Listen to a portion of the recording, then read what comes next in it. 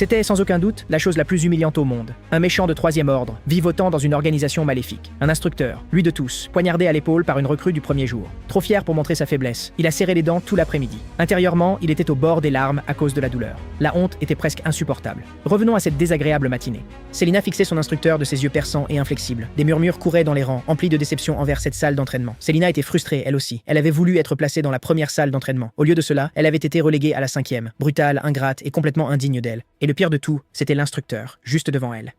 L'homme annonça le début du cours d'une voix glaciale. Le surnom de démon des glaces lui allait à merveille. Sans réfléchir, il appela le numéro 23 des rangs. La jeune fille tressaillit, prise au dépourvu, et répondit avec confusion. Il lui ordonna de dégainer son épée et d'essayer de l'attaquer. Il leva sa propre épée vers elle, nonchalamment, presque négligemment. Célina évalua la situation en silence. Les compétences du numéro 23 n'étaient que moyennes. Elle était curieuse de voir l'escrime de l'instructeur, mais son attitude condescendante lui faisait bouillir le sang. La jeune fille serra les dents et chargea, la lame pointée droit sur l'homme froid et indifférent. L'instructeur bougea son épée d'un seul mouvement lent et mesuré et fit voler son arme de sa main. La jeune fille est tombée lourdement, le visage entre choc et défaite. L'instructeur lui demanda froidement ce qu'elle avait fait de mal. La jeune fille baissa la tête et marmonna qu'elle avait lâché son épée. L'instructeur la fixa en silence, visiblement insatisfait de cette réponse. Il leva les yeux et scruta les rangs, demandant si quelqu'un pouvait faire mieux. Tout le monde recula dans un silence craintif, trop effrayé pour croiser son regard. Puis, sans hésitation, Célina leva la main. Elle déclara clairement que la technique d'épée de la jeune fille était erronée. Pire encore, après être tombée, elle avait simplement abandonné. L'instructeur fixa son regard sur elle et la pressa d'expliquer son raisonnement. Elle dit que si l'on n'a pas la confiance nécessaire pour tuer son adversaire, on ne devrait pas dégainer son épée. Et tant qu'il reste un souffle dans votre corps, vous vous battez jusqu'au dernier instant. L'instructeur a dit qu'elle n'était pas stupide, mais sa conclusion était toujours fausse. Avant même que les mots ne soient posés, il a soudainement balancé son épée sur Célina. Célina a à peine esquivé à temps, reconnaissant aussitôt que c'était le même mouvement que le numéro 23 avait utilisé. Elle a levé son épée pour parer, son corps réagissant par pur instinct. L'instant d'après, sa lame a transpercé l'épaule de l'instructeur. Au même instant, son épée s'immobilisa contre son cou. Il demanda froidement « Comprenez-vous maintenant ?» Célina retint son souffle et répondit « La victoire au moindre coût possible ». L'instructeur rejeta sa réponse à nouveau. Toujours faux. Il expliqua que l'escrime qu'ils apprenaient, la fente de l'ombre, était une technique de coup fatal unique. Cela signifiait pas de deuxième frappe, pas de place pour la défense. Si la première attaque échouait, c'était la mort. Sans l'assurance absolue de tuer d'un seul coup, on ne pourrait jamais déployer sa véritable puissance. Célina se tut, comme si elle avait entrevu une vérité brutale et indéniable. Ce jour-là, elle ressentit tout le poids de la véritable terreur qu'inspirait le 5e instructeur. Le sang tachant son épaule, l'instructeur donna ses ordres comme si rien ne s'était passé. 20 tours du terrain, suivis d'exercices d'épée, chaque tâche plus éreintante que la précédente. Il a désigné les numéros 23 et 7 par leur nom, leur ordonnant de s'entraîner 2 fois plus dur. Personne n'osa résister. Ils répondirent à l'unisson et se jetèrent dans l'effort. L'entraînement a duré jusqu'au soir, laissant tout le monde exténué. Quelques stagiaires ont murmuré de discrètes plaintes sur la brutalité de l'exercice. Mais Célina remarqua que l'instructeur n'avait pas bougé de sa place de tout ce temps. La blessure à son épaule, il n'était toujours pas allé la faire soigner. Ce regard froid et perçant écrasait toute étincelle de défi avant qu'elle ne puisse naître. L'image de lui, immobile malgré sa blessure, dégageait une autorité silencieuse et écrasante. C'est alors que Célina réalisa qu'elle l'avait complètement sous-estimé. Sans lui, elle n'aurait jamais compris le secret de tuer d'un seul coup. Cette pensée poussa ses pieds plus fort à chaque pas. Elle ne regrettait plus d'être ici. Au contraire, elle voyait les possibilités infinies devant elle. Pendant ce temps, l'instructeur la regardait s'éloigner d'un regard inébranlable. À l'intérieur, il hurlait d'agonie. Ça faisait tellement mal, poignardé par un élève qui n'était là que depuis 3 jours. L'humiliation était réelle. Il avait connu des jours meilleurs. Ces petits morveux n'avaient aucune idée. Mais cette numéro 7, elle avait vraiment réussi à le blesser, clairement pas ordinaire. Avec ses cheveux d'or si brillants, elle avait l'âme d'une vraie héroïne. Mais que ferait une héroïne au sein d'une organisation maléfique? À moins qu'elle ne soit une espionne? Alors, Célina le regarda par-dessus son épaule, affichant un sourire brillant et radieux. Aux yeux de l'instructeur, c'était exactement le sourire suffisant de quelqu'un qui avait gagné. Cette fille allait détruire sa vie tranquille de méchant de 3e ordre. Il le sentait déjà. Il fit un vœu silencieux. Il allait lui faire payer cela. Pendant ce temps, Célina s'éloignait, débordante d'excitation, certaine qu'elle avait encore tant à apprendre. Leur histoire débutait ici au sein de l'organisation maléfique appelée Ombre de la Mort. Le monde était en plein chaos. Seuls les vainqueurs étaient acclamés en héros, bénis des dieux, tandis que les vaincus n'avaient plus que la marque du mal, engloutis dans les ombres de l'histoire. Cain était un de ces hommes, un méchant de 3e ordre qui essayait juste de survivre. L'entraînement était enfin terminé pour tous les autres. Seule Célina restait sur le terrain désormais vide. Elle répétait les mouvements d'épée mécaniquement, encore et encore. Son corps était lourd comme du plomb. Chaque muscle hurlait de protestation. Une seule pensée la faisait avancer. Je ne peux pas abandonner ici, car le 5e instructeur, Cain, se tenait au loin, la regardant sans bouger d'un pouce. Cain, de son côté, était déjà à bout. La blessure le rongeait sans relâche. Il voulait juste en finir, se faire soigner, prendre un bon repas et s'arrêter là pour la nuit. Il ne pouvait pas comprendre pourquoi cette nouvelle venue se donnait tant de mal. Ce n'était pas comme s'il y avait des heures supplémentaires payées. Puis Célina tenta une série de mouvements de plus. Sa vision se brouilla, ses mains tremblaient de façon incontrôlable. L'obscurité l'envahit comme une marée. Elle n'eut même pas le temps de halter avant de s'effondrer au sol. Cain mit fin à la séance et jura entre ses dents contre cette nuisance qu'elle était devenue. À contre-cœur, il hissa l'inconsciente Célina sur son dos. La blessure hurla quand elle fut secouée. Il n'allait pas la laisser s'en tirer facilement pour ça. Après avoir soigné sa blessure, il ramena Célina dans sa chambre. Il regarda la fille évanouie sur le lit. Une vague d'irritation monta en lui. Pourquoi diable se donnait-il tout ce mal pour elle? Alors une pensée malicieuse lui traversa l'esprit. Il décida de la désarmer d'abord, de la laisser complètement sans défense. Ce qu'il trouva, cependant, le glaça, des couteaux de lancer et des dagues éparpillées, puis du poison et un fouet, et enfin une fine lame tirée de la semelle de sa botte. Pourrait-elle vraiment être une espionne qui avait infiltré l'organisation? Il retourna une bague qu'il avait trouvée et en examina le blason de près. C'était l'emblème familial du clan Ravel, l'une des grandes maisons d'escrime. La panique le saisit instantanément. Il venait de malmener une fille de la noblesse? Au mieux, il perdrait son salaire. Au pire, il serait renvoyé sur le champ. C'était la pire malchance imaginable. Il avait marché sur la seule mine qu'il ne pouvait pas se permettre de toucher. Une sombre pensée m'a traversé l'esprit. Et si le secret disparaissait avec elle? Les accidents pendant l'entraînement n'étaient pas rares, ici. À peine de quoi lever un sourcil. À ce moment-là, Célina sombra dans un rêve agité. Elle demandait avec urgence à un prêtre du temple s'il y avait encore de l'espoir pour la maladie de son père. La réponse fut dévastatrice. La puissance divine ne pouvait plus inverser une vie qui s'était consumée. La famille Ravel avait fondé l'épée de pierre, l'une des 3 grandes techniques d'épée du monde. Mais même la pierre la plus robuste finit ensevelie sous la mousse du temps. Le clan était tombé. L'art de l'épée s'éteignait. Son père s'était épuisé à vouloir le préserver. Elle ne pouvait laisser ses efforts perdus. Elle devait trouver comment ranimer l'héritage. Alors, une idée audacieuse lui vint.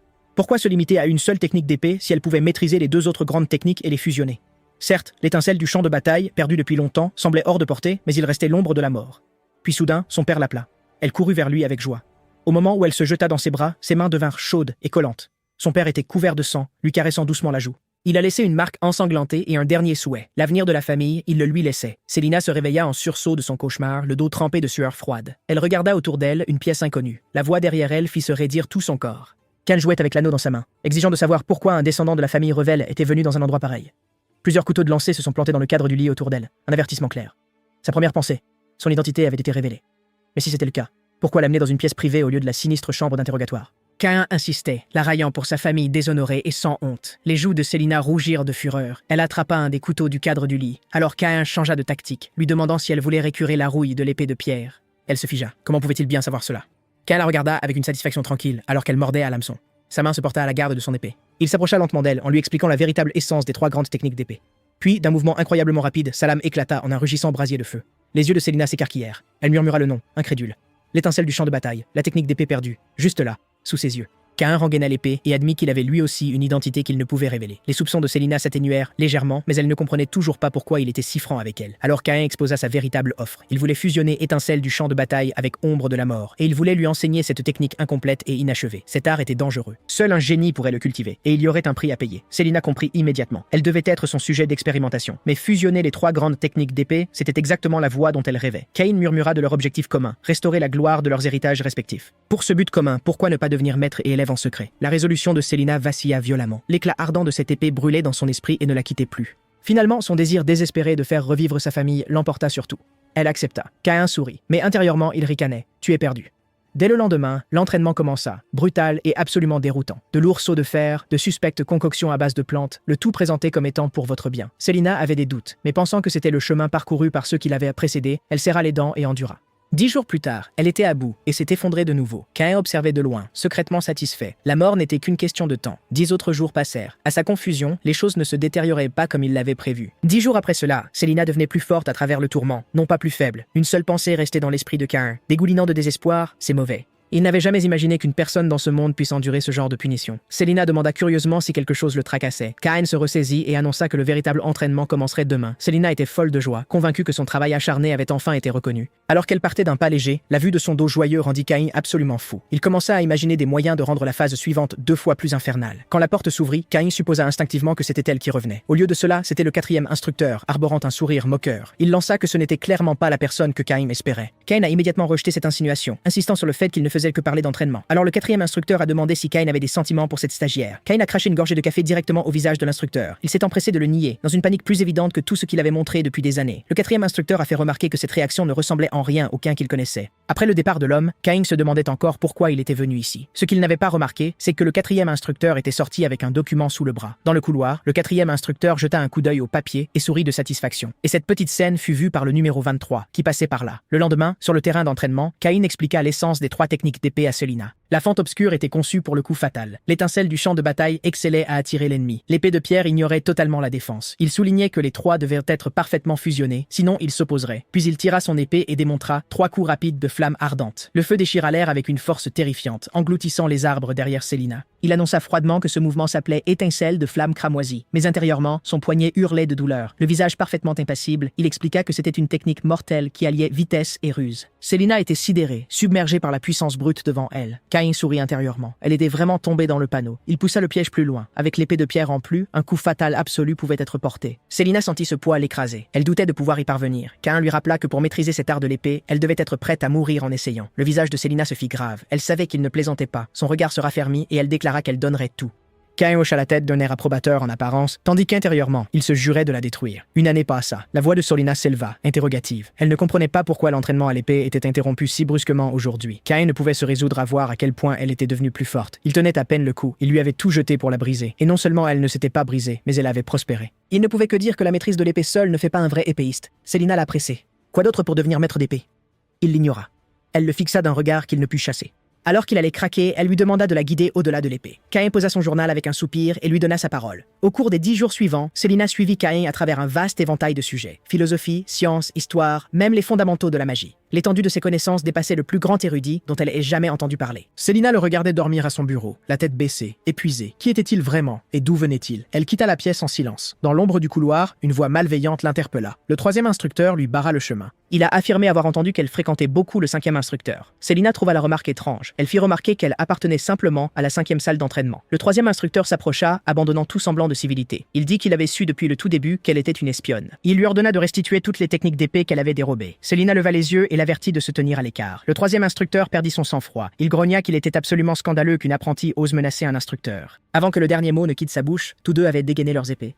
Un éclair d'acier et ensuite un silence étouffant. Un battement de cœur plus tard, du sang chaud jaillit du corps du 3e instructeur. Célina resta figée. Elle ne s'attendait pas à ce qu'il tombe si facilement. Alors qu'elle fixait la silhouette immobile effondrée au sol, la réalisation la frappa. Le 3e instructeur était venu seul pour l'affronter. Cela signifiait que l'organisation avait déjà étendu son filet. Elle devait s'échapper avant que les autres instructeurs ne se rapprochent. Sans un instant d'hésitation, elle se jeta par la fenêtre et disparut dans la nuit noire. Elle accourut pour sa vie à travers la forêt dense. Bientôt, le bruit de la poursuite tonna derrière elle. Célina resserra sa prise sur son épée et se retourna pour leur faire face. Le bruit réveilla Caïn en sursaut. Quelques instants plus tard, le numéro 23 fit irruption, avec des nouvelles alarmantes. Célina avait abattu le 3e instructeur et s'était enfui. Caïn n'arrivait pas à y croire. Les autres s'agitaient autour de lui. Apparemment, le 3e instructeur soupçonnait depuis longtemps numéro 7 d'être une espionne. Un poids froid s'installa dans la poitrine de Caïn. Si elle était soupçonnée, il l'était sans doute aussi. Il insista pour connaître la direction de sa fuite et l'emplacement des autres instructeurs. Il apprit que les 1er et 2e instructeurs étaient déjà partis à sa poursuite. Caïn savait ce que cela signifiait. Une purge avait déjà commencé de l'intérieur. Il prit sa décision rapidement. Il irait la chercher lui-même. Il écarta les protestations du numéro 23, lui laissa des instructions, empaqueta le nécessaire, enfila un masque et s'élança dans la lisière sombre des arbres. Il suivit les traces de combat à travers la forêt. La scène qui l'accueillit lui coupa le souffle. Les poursuivants gisaient éparpillés au sol, chacun abattu d'un seul coup. Il était stupéfait. Une telle capacité monstrueuse ne pouvait être ignorée. Plus de bruit devant. Il avança rapidement pour réduire la distance, seulement pour trouver un autre groupe de corps à terre. Il se plaqua contre un tronc d'arbre et retint son souffle. La voix de Célina a percé l'obscurité, demandant à savoir qui était là. Au clair de lune, Célina se tenait, trempée de sang, comme sortie d'un cauchemar. C'était donc Caïn qui était venu après elle. Son cœur se serra. Sans hésiter, elle dégaina son épée. Caïn garda un visage impassible, mais à l'intérieur, son esprit était en plein tumulte. Il ne s'attendait pas à ce qu'elle l'attaque sans réfléchir une seconde. Sans préambule. Elle a brandi sa lame et a chargé. Caïn se prépara et s'engagea dans le combat qu'il n'avait jamais vu venir. Puis, le bruit sourd et étouffé d'une lame frappant la chair. Les yeux de Célina s'écarquillèrent. L'épée de Caïn avait frôlé son épaule et transpercé la personne derrière elle. Elle se retourna, incrédule, pour voir le second instructeur s'enfoncer lentement dans le sol. Il était resté dissimulé juste derrière elle tout ce temps, attendant son moment pour frapper. Ce qu'elle ne pouvait pas s'expliquer, c'était ça. Pourquoi Caïn l'avait-il sauvée? N'était-il pas censé l'éliminer elle aussi? Caïn lui avait reproché de ne pas avoir senti l'intention meurtrière dans son dos, mais il savait pertinemment que la prochaine cible du second instructeur aurait été lui. Son épaule avait été touchée à nouveau. Il serra les dents face à la douleur et lança une pique sur son imprudence. Célina resta sans voix, un nœud d'émotion logé dans sa poitrine. Ken sortit un paquet emballé. À l'intérieur, une carte et des provisions pour son évasion. Il lui dit de partir. Une vive pointe de culpabilité frappa Célina sans prévenir. Un instant plus tôt, elle était prête à l'abattre. Alors pourquoi l'aidait-il? Caïn démantela froidement ses illusions. Elle n'était qu'un leurre. Attirer leur attention sur elle lui donnait la couverture nécessaire pour s'éclipser. Célina a ruminé le mot leurre dans sa tête et s'est dit qu'elle comprenait ce qu'il voulait dire. Puis elle l'a regardé fixement et a dit qu'elle lui rendrait l'appareil. Caïn pensait sa blessure quand il entendit cela et se demanda discrètement ce qu'elle tramait. Pensait-elle que la carte ne suffisait pas? Avide jusqu'au bout, il tendit de nouveau la main et lui pressa une poignée de pièces d'or dans la paume. Intérieurement, il lui hurlait de prendre l'argent et de disparaître. Célina l'accepta avec des sentiments complexes, comprenant que c'était sa façon de dire qu'il voulait qu'elle vive. Il la poussa vivement. Il restait peu de temps.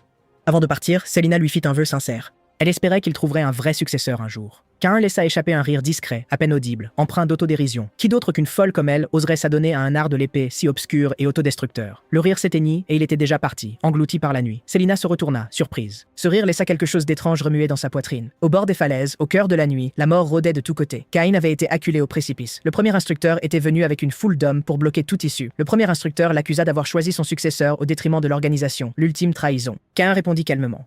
Cette issue avait toujours été prévisible. L'organisation n'avait jamais attendu qu'il cède l'art de l'épée de bon gré, et lui n'avait jamais attendu de l'organisation qu'elle fasse preuve de pitié. Le premier instructeur dégaina son épée. Il déclara que ce serait le dernier combat de Caïn en tant que maître d'épée. Gain accepta l'honneur en serrant les dents malgré la douleur à son épaule. Le premier instructeur remarqua la blessure et regretta qu'il ne puisse l'affronter à pleine force. La bataille s'enflamma en un instant, lames et corps fendant le clair de lune. L'épée de Caïn crachait des flammes ardentes, déviant les coups insidieux de la technique de la lame obscure. Même au cœur de la mêlée, il trouva le souffle de louer l'élégance du maniement d'épée de son adversaire. Le premier instructeur rit et lui rendit le compliment. L'étincelle du champ de bataille était tout aussi spectaculaire. Les caractéristiques des trois grandes techniques se sont clairement dessinées dans l'esprit de Caïn. L'épée de pierre, qui pulvérisait les défenses. La fente de l'ombre, conçue pour des offensives incessantes et implacables. Et la sienne, l'étincelle du champ de bataille, qui prospérait en absorbant les attaques et en ripostant. En théorie, l'étincelle du champ de bataille n'avait qu'une faiblesse, l'épée de pierre, mais elle était apte à vaincre la fente de l'ombre, dont le pouvoir de contre-attaque était limité, en théorie.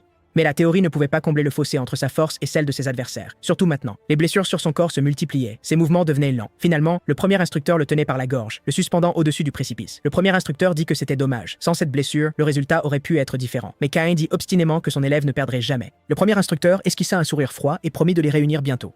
Puis il ouvrit sa main et Caïn tomba, plongeant vers l'abîme en contrebas. Le premier instructeur regarda Caïn disparaître au-dessus du bord de la falaise, les yeux froids et impassibles. Puis il leur ordonna de s'occuper immédiatement du traître, numéro 7. Au fond de la forêt, Célina se cachait, se retenant à peine, presque à bout de force. Elle se dit que la mission de diversion aurait dû faire son travail. Cet homme, à cette heure, il devait s'être échappé sain et sauf. Puis, sans crier gare, un bruit sec éclata derrière elle. Un assaillant surgit des ténèbres, l'épée levée. Elle réagit par pur instinct, lui fendant le torse d'un coup net. Le 30e a tombé. Elle arracha une bande de ses vêtements et nettoya sa lame. Elle devait tellement au 5e instructeur. Il ne lui avait pas seulement appris l'épée, mais à survivre. Quel dommage que plus personne ne puisse rien lui apprendre désormais. Puis la voix du premier instructeur retentit, annonçant la fin du jeu. Célina regarda autour d'elle. Elle était complètement encerclée. Il n'y avait aucune issue. Même la force la plus élite de l'organisation, les ombres de la lame, avaient été déployées. Le premier instructeur lui donna un ultimatum final. « Rends-toi et tu vivras ». Célina savait qu'il ne mentait pas, mais elle refusait de dépérir dans une cellule sombre pour le reste de sa vie. Le premier instructeur secoua la tête avec ce qui ressemblait presque à de la déception, comme s'il s'y était attendu depuis le tout début. Il a dit froidement que ce n'était pas une surprise. Après tout, elle était la dernière successeur du 5e maître, mais un mort ne pouvait plus être le professeur de personne. Les mots détonnèrent dans l'esprit de Célina tel un coup de tonnerre. Le premier instructeur poursuivit, exposant la dure vérité de l'accord avec une clarté cruelle. Tous les trois s'intéressaient aux techniques d'épée des autres. Ce fut une exploitation mutuelle dès le début. Dès que la technique fut transmise, Caïn était devenu inutile. Et sans la blessure à l'épaule qu'elle lui avait infligée, il aurait pu tenir un peu plus longtemps. Les mains de Célina se mirent à trembler, hors de son contrôle. Le premier instructeur rendit le verdict final dévastateur. Le 5e instructeur était mort dans un duel direct avec lui. Célina sentit le monde se glacer. Cette blessure à l'épaule, c'était elle qui l'avait causée. La culpabilité et le remords l'envahirent et la submergèrent. Le premier instructeur parlait encore, lui disant de faire face à l'inévitable. La seconde d'après, une lame acérée balayait déjà sa gorge. Le sang jaillit. Le choc figea chaque visage de la clairière. La tuerie ne s'arrêtait pas. Célina se déplaçait parmi eux comme un fantôme, déversant chaque once de peur, de rage et de remords dans le fil de son épée. Elle avait toujours été ainsi, poursuivant obstinément le summum de l'épée, laissant toujours si négligemment les choses les plus précieuses de sa vie lui échapper. Au final, il ne lui restait que l'épée à la main. C'était le destin auquel elle ne pouvait échapper, le destin de celle née pour être une épéiste. La forêt redevint silencieuse, comme si elle avait avalé tout le sang. Le lendemain, le cadavre au pied de la falaise s'agita soudainement. Caïn souleva le drap blanc et s'assit, poussant un long soupir las. Puis quelque chose de doux lui monta à la gorge et il cracha une giclée de sang noir. Il jura à voix basse et chercha frénétiquement un coagulant. Tout, heureusement, s'était déroulé comme prévu. Quand il est tombé de la falaise hier soir, il n'a pas eu peur. Il avait souri. Le mécanisme à sa taille s'est enclenché. Un parachute caché s'est déployé juste à temps. Il a atterri en douceur et a mis fin à sa petite performance. Il a pansé ses plaies. Il était temps de continuer sa vie. Tant qu'il était en vie, peu importait qu'on se moque de lui ou qu'on le méprise. Il ressentait un petit pincement de regret d'avoir laissé un emploi si bien rémunéré derrière lui, mais pour un méchant de 3e ordre, demain n'était qu'un autre jour à traverser. Il jeta son sac sur son épaule et s'éloigna en boitant vers l'inconnu sauvage. En haut de la falaise, une Séléna épuisée trouva son chemin jusqu'au bord. Une épée familière et solitaire gisait au précipice, abandonnée et seule. Elle la ramassa de ses mains prudentes, comme si elle soulevait le poids du dernier souhait de quelqu'un. Elle l'éleva haut vers le ciel et prêta serment de sang et de fer. Elle survivrait, quel qu'en soit le prix. Tant qu'un seul souffle lui resterait, elle rembourserait sa dette. Avec le temps, le serment de cette héroïne, l'épée céleste, se répandit aux 4 coins du monde. La scène changea. Séléna mordit dans un morceau de viande de serpent. Une saveur inhabituelle se répandit sur sa langue. De l'autre côté de la table, l'homme parut légèrement surpris. Il n'avait pas imaginé qu'une invitée de l'Empire puisse supporter une telle chose. Elle garda une expression neutre, se rappelant intérieurement que tout cela visait à développer sa tolérance au poison. L'homme demanda curieusement ce qui l'avait amené si loin. Selena regarda par la fenêtre la forêt dense et étendue. Elle dit simplement qu'elle était venue s'entraîner. L'homme répondit aussitôt qu'il lui avait déjà trouvé un guide approprié. Son efficacité l'a pris au dépourvu. On disait que s'aventurer profondément dans cette forêt était extraordinairement dangereux. Mais l'homme sourit et dit que les habitants du Sud n'avaient en fait pas peur de ces bois. Puis son sourire s'effaça. Il se pencha, baissant la voix. Le plus terrifiant, dit-il, c'était cette chose, Shahata. Il expliqua que c'était un fantôme qui dévorait les cœurs humains. Puis il écarta ses vêtements, révélant une cicatrice sur sa poitrine. Le cœur de Selena se serra. Elle reconnut cette blessure aussitôt. C'était un coup d'épée net et précis. La précision du coup, visant droit un point vital, dépassait ce qu'une créature ordinaire pouvait accomplir. Le niveau de compétence impliqué lui fit penser involontairement au premier instructeur de l'organisation.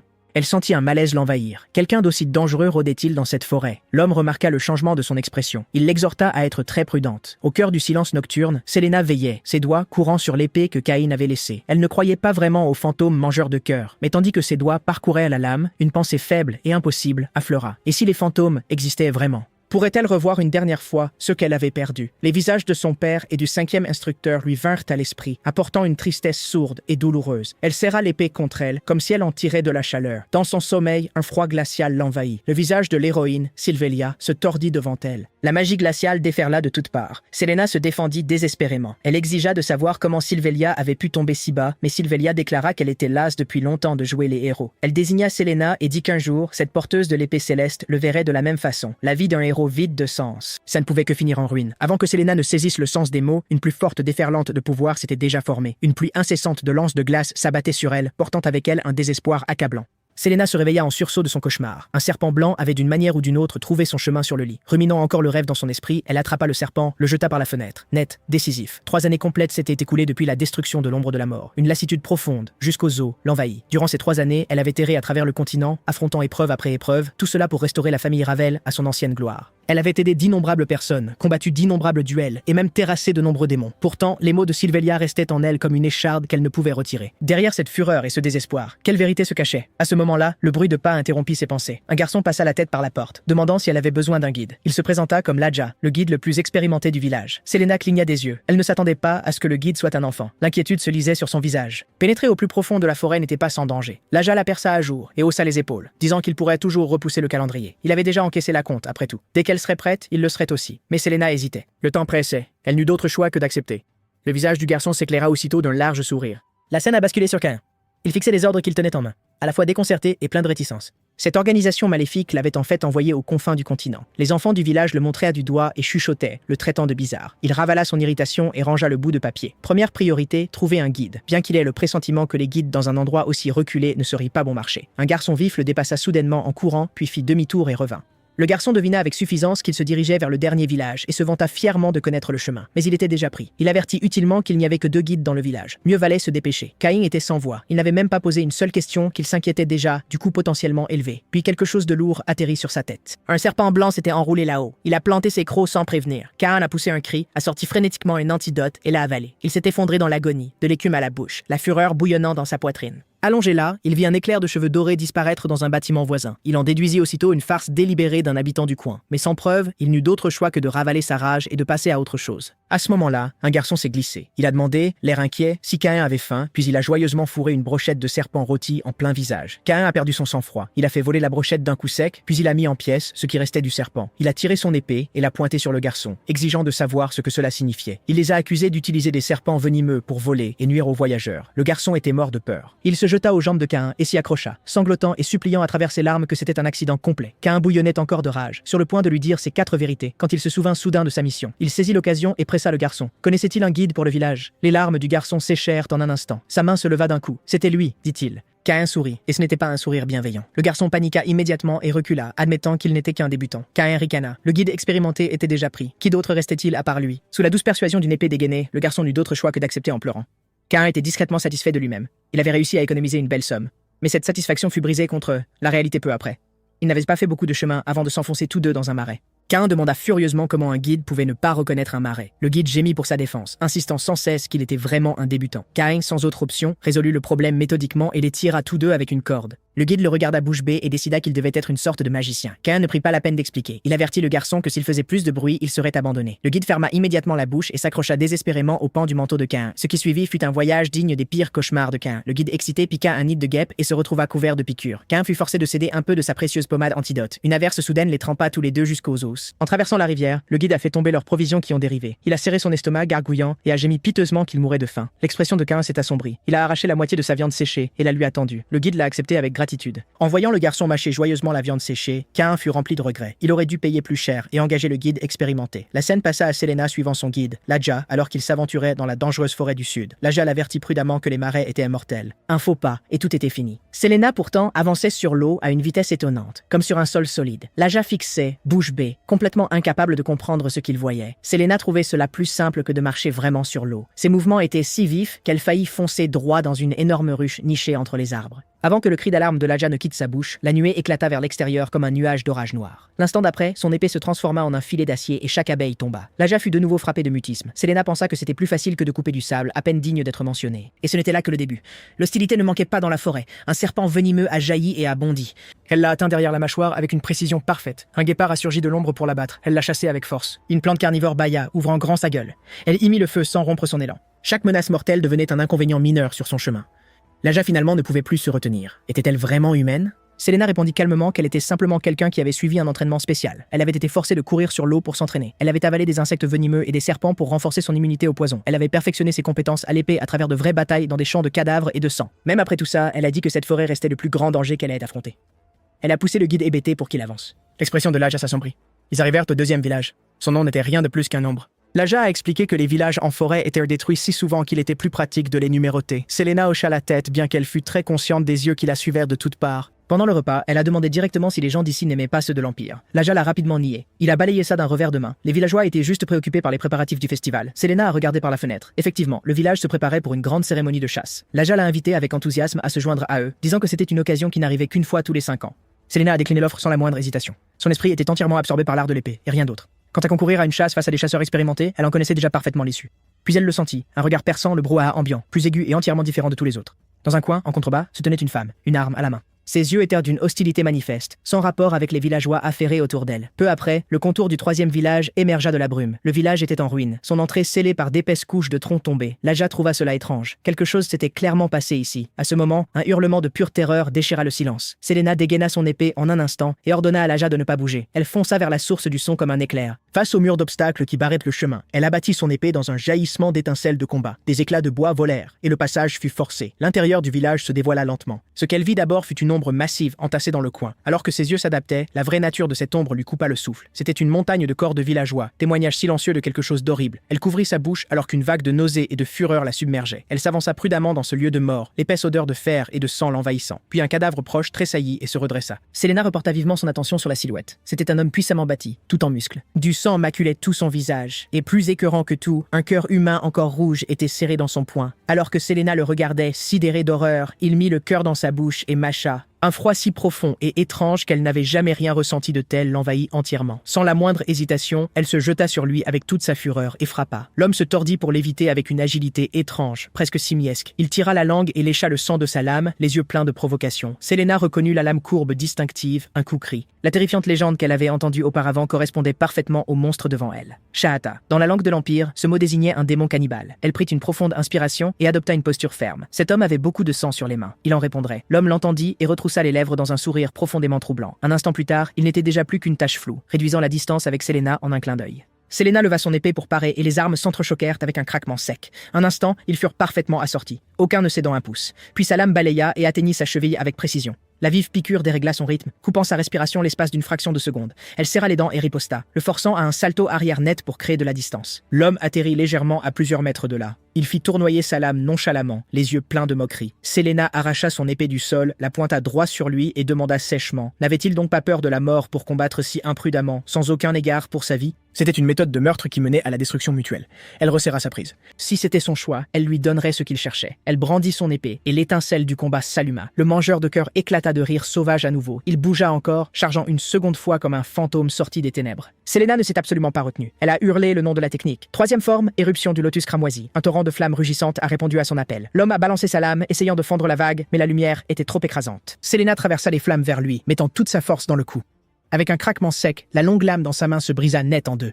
Il fixa la moitié brisée dans sa main. Pour la première fois, son visage afficha un choc sincère. La lame de Selena le poursuivait déjà sans pitié. L'homme se jeta en arrière pour esquiver, mais l'épée le suivit comme une ombre, et il ne put y échapper entièrement. L'acier froid balaya son épaule. Le sang jaillit de la blessure, et le bras tomba au sol. L'homme devint une figure grotesque à un bras, et pourtant, malgré la douleur atroce, il éclata d'un rire encore plus frénétique. Puis, sans aucune hésitation, il se tourna et fonça vers le tas de cadavres. Selena, surmontant la douleur à son pied, le poursuivit, lui ordonnant de s'arrêter. Elle le regarda se jeter dans les corps et commencer à les fouiller frénétiquement. Un puissant sentiment d'effroi monta dans sa poitrine. La seconde d'après, l'homme souriait en sortant un autre cœur dégoulinant, gorgé de sang. Une rage sans limite submergea Selena. Ce démon profanant les morts, sous le regard horrifié et furieux de Selena, il ouvrit la bouche et avala le cœur entier. Puis, quelque chose d'absolument effroyable se produisit. La chair de son épaule sectionnée commença à se tordre violemment, l'os se remettant en place avec un bruit écœurant. Les yeux de Selena s'écarquillèrent. Elle n'arrivait pas à croire ce qu'elle voyait. Le bras sectionné, était-il en train de se régénérer? Comment était-ce possible? Ce n'était pas de la magie de guérison, c'était quelque chose de plus sombre, quelque chose d'interdit. En l'espace de quelques respirations, un bras entièrement intact avait repoussé. Une conclusion froide et claire s'imposa à l'esprit de Selena. Cette chose n'était pas humaine. Elle avança en appuyant sur son pied blessé. Elle exigeait de savoir quelle sorte de créature se cachait dans ce corps. Le mangeur de cœur ne lui offrit qu'un sourire étrange et tordu. Puis la voix de Laja retentit tout près. Le garçon avait rattrapé son retard et se tenait maintenant figé devant la confrontation sanglante entre les deux. Il força un faible sourire, murmurant qu'il semblait être arrivé au mauvais moment. Avant que le dernier mot ne quitte ses lèvres, le corps de l'homme bougea et Laja se retrouva sur son épaule. Selena cria le nom de Laja et tenta de s'élancer, mais son corps refusait d'obéir. Laja hurla le nom de Selena de terreur aveugle. Le mangeur de cœur marmonna 2 phrases hachées d'une voix à peine intelligible, puis jeta le garçon sur son épaule et s'enfuit à toute vitesse. Selena déchiffra les mots « dernier » et « village ». Elle se força à courir, mais la douleur à sa cheville la fit boiter et tituber. Sa nourriture et son compagnon avaient été pris. La rage brûlait dans sa poitrine. Elle se força à penser clairement et se rappela ces mots sur le village. Elle a pris sa décision. Elle irait dans ce village. Pendant ce temps, Caïn s'avança dans cette étendue ravagée, les yeux plissés. Et les ruines et les corps racontèrent l'histoire de ce qui s'était passé ici sans un mot. Il demanda si la forêt du sud abritait des bandits. Son guide secoua la tête dans un déni tremblant. Un son faible et persistant dans l'air l'attira en avant. Ça l'a mené à un tas de corps brisés et dispersés. Il s'accroupit et examina la scène d'un œil aiguisé et expérimenté. La précision nette des blessures suggérait que l'agresseur était un épéiste de premier ordre, mais les marques de morsures superposées étaient indubitablement des dents humaines. La scène portait aussi des signes clairs d'un échange féroce avec un second individu. Quiconque pouvait tenir tête à un épéiste de ce calibre n'était pas une personne ordinaire. La conclusion le glaça. Un monstre mangeur d'hommes et un puissant épéiste étaient passés par là. Une puanteur indescriptible s'est répandue. Le guide a cru que c'était l'odeur des corps. Puis une voix de jeune fille a émergé de la forêt. Une jeune femme qui se faisait appeler Asha apparut avec un sourire chaleureux, disant qu'elle était venue les accueillir. En suivant Asha à travers la forêt, Caïn remarqua que le voyage semblait bien plus calme que lorsque le guide l'avait mené. Chaque village qu'il traversait les accueillait avec un enthousiasme débordant. Mais Caïn sentit un malaise rampant se propager le long de sa colonne vertébrale. Il pouvait le sentir, dense et indubitable, imprégnant l'air autour d'eux, l'odeur du sang. Il attrapa le guide avant qu'il ne puisse s'échapper et le réprimanda pour avoir tenté de déserter. Si les choses tournaient mal, le guide pourrait toujours servir de diversion. Caïn pensa cela froidement. Asha les mena à une hutte de chaume. Elle s'avança, annonçant leur venue avec respect. De l'intérieur, une voix calme et posée donna la permission d'entrer. Caïn s'assit et offrit au dirigeant un salut poli. Le vieil homme affirma modestement n'avoir qu'une faible influence et retourna la question. Quel était son but ici? Caïn nota silencieusement la ruse de l'homme, lui demandant ce qu'il savait déjà. Il abandonna toute prétention et déclara directement que l'intention de l'organisation était de les absorber. Il a ajouté que s'opposer à l'organisation rendait la survie extrêmement difficile. La menace était assez claire, mais le vieil homme évoqua soudain les récentes attaques contre la forêt du Sud. Les créatures avaient été féroces au-delà de toute attente et leur avaient presque coûté cher. Caïn ressentit un sourd sursaut d'alarme. Ce qui pouvait menacer de telles personnes n'était pas une bête ordinaire. Il pensa aux traces d'épéistes qu'il avait trouvées. Le vieil homme insista. N'était-il pas plutôt commode que ces attaques aient eu lieu pendant les négociations? Caïn saisit clairement toute l'implication. Le vieil homme soupçonnait que l'organisation était derrière tout cela, et celle-ci ne lui avait rien dit, le laissant ainsi exposé dans une situation pareille. Le vieil homme exposa alors ses conditions. Il exigeait que Caïn s'occupe personnellement de cette bête. Caïn comprit sur le champ qu'on lui demandait d'éliminer son propre collègue. Le vieil homme ajouta tranquillement que sa vue n'était pas très bonne. Il risquait de ne pas distinguer les cibles. Ce qui impliquait que, pendant la chasse, Caïn pourrait facilement devenir une cible lui-même. Caïn l'affronta sans broncher. Sa propre épée ne discriminait pas non plus. Le vieil homme sourit agréablement et dit qu'il se reparlerait demain. Caïn sortit de la cabane et attrapa son guide, et tous deux s'enfuirent à travers la forêt aussi vite que leurs jambes pouvaient les porter. Ce n'était rien d'autre qu'un jeu mortel, et il était la proie. Sans avertissement, un grappin fendit l'air. Ça a frôlé leurs pieds. Caïn se retourna, découvrant une femme le chargeant avec une lance. Il bondit. La lance s'enfonça profondément à l'endroit exact où il se tenait. Asha apparut à ses côtés avec son crochet et sa chaîne, un sourire agréable sur son visage. Elle fit remarquer avec taquinerie qu'elle s'attendait à ce que leur invité finisse le festin avant de partir. Caïn répondit froidement qu'il n'aimait pas perdre son temps, mais la femme à la lance fixait son visage avec une intensité troublante. Elle marmonna presque pour elle-même qu'elle avait l'impression d'avoir déjà vu ce visage, quelque part parmi les âmes des démons. Le guide sortit la tête de derrière Caïn, effrayé, demandant ce que cela était censé signifier. Caïn jura entre ses dents. Il n'y avait pas moyen de s'en tirer sans encombre. Il n'eut d'autre choix que de tirer son épée et de se frayer un passage. Les deux femmes l'attaquèrent simultanément, leur assaut vif et implacable. Caïn peinait à parer les coups, repoussé sur la défensive. Il saisit une ouverture et lança une volée de couteaux de lancer, essayant de les repousser. La lancière fit tournoyer son arme et les dévia avec aisance. La chaîne de l'autre dispersa le reste sans danger. Le guide s'était effondré au sol depuis longtemps, pris de pure terreur, tremblant. Caïn tenta de s'échapper à la corde. Sa manœuvre fut déjouée instantanément. La femme rit froidement et trancha la corde, coupant court à son évasion. La seconde d'après, Caïn jaillit à ses côtés avec une explosion de vitesse. Son épée traça un arc et le sang jaillit sur l'épaule de la femme. Mais au même instant, la chaîne arriva en se balançant derrière lui. Les maillons froids se resserrèrent autour de sa gorge. Plus il luttait, plus ça se serrait. Puis la lance effleura sa cuisse, et le choc lui arracha un cri. Il fut traîné devant Asha, Pose à peine capable de respirer. Pose le crochet s'enfonça dans son épaule, Pose lui envoyant une décharge de douleur vive. Pose au bord de la mort, Pose Caïn fouilla désespérément ses poches. Pose il en sortit une bourse en cuir, Pose que le crochet attrapa juste au bon moment. Une fumée rouge a explosé vers l'extérieur en un instant. La vapeur caustique s'est propagée dans l'air. Les deux femmes ont été prises de violentes quintes de tout. Ils se sont agrippés les yeux de douleur, privés de leur capacité de combat en un instant. Même le guide fut submergé par les fumées, les yeux larmoyants et la tête qui tourne. Caïn arracha la chaîne. Il attrapa le guide hébété et le tira sur le côté. Il leva la main et récita rapidement une ancienne incantation. Les perles de son bracelet saignèrent une épaisse fumée noire vers l'extérieur. La fumée les enveloppa, lui et le guide, les engloutissant complètement. Quand la brume rouge se dissipa enfin, la clairière était vide. Les deux femmes cherchèrent, humiliées, et ne trouvèrent rien. La femme à la lance grinça des dents et confirma ce qu'elle savait désormais du passé de Caïn. Dans la forêt nocturne, Caïn s'arrêta avec son guide pour souffler. La peur le submergea comme une vague. Comment savait-il qu'il avait été parmi les âmes démoniaques? Ce secret révélé lui vaudrait une poursuite sans fin. Le guide, se remettant du choc, demanda pourquoi ces gens semblaient se connaître Caïn. Il continua d'insister. Que signifiaient les âmes démoniaques? Caïn le coupa net, lui faisant comprendre que survivre à la nuit passait avant tout. Il n'allait pas laisser ce garçon en savoir plus qu'il n'en savait déjà. Il ne pouvait pas rester là à attendre d'être pris. Il se retourna et se prépara à agir. Des bruits s'élevèrent de la direction du village. Toute la colonie avait été alertée. De l'obscurité, ils virent des centaines de villageois déferler. Caïn pensait qu'ils avaient complètement perdu la tête. Son ampleur était terrifiante. Alors une idée lui vint. Il a lancé un nid de guêpes dans la foule. L'essaim a frappé, les villageois se sont dispersés en hurlant. Il a saisi le guide et s'est faufilé à travers le chaos sans un bruit. Peu après, il utilisa des traces de morsures de coléoptères pour égarer les chasseurs, puis dispersa un agent soporifique dans l'air. La lancière luttait pour rester lucide, tremblant de rage. Elle jura que lorsqu'elle mettrait la main sur lui, elle lui ferait sentir ce qu'était l'enfer. La chasse dura jusqu'à l'aube. Caïn se trouva sincèrement impressionné par son dévouement. Puis il leva une torche. Il est temps de mettre le feu aux poudres. Le guide, qui observait à ses côtés, sentit un frisson le parcourir à cette vue. Une épaisse colonne de fumée jaillit d'un coin de la forêt, accompagnée de cris. Caïn saisit l'instant et entraîna le guide profondément dans le couvert forestier. Célina était elle-même engagée dans une fuite désespérée. Des flèches jaillissèrent de la lisière par intermittence, accompagnées de cris frénétiques. Il voulait la capturer vivante, en sacrifice à quelque chose. Ce n'est que lorsque les pas se sont estompés qu'elle a enfin pu respirer. En ces quelques jours de fuite, elle avait compris une vérité terrifiante. Les villages de la forêt du Sud n'étaient pas du tout des villages ordinaires. Chacun exigeait des sacrifices humains vivants.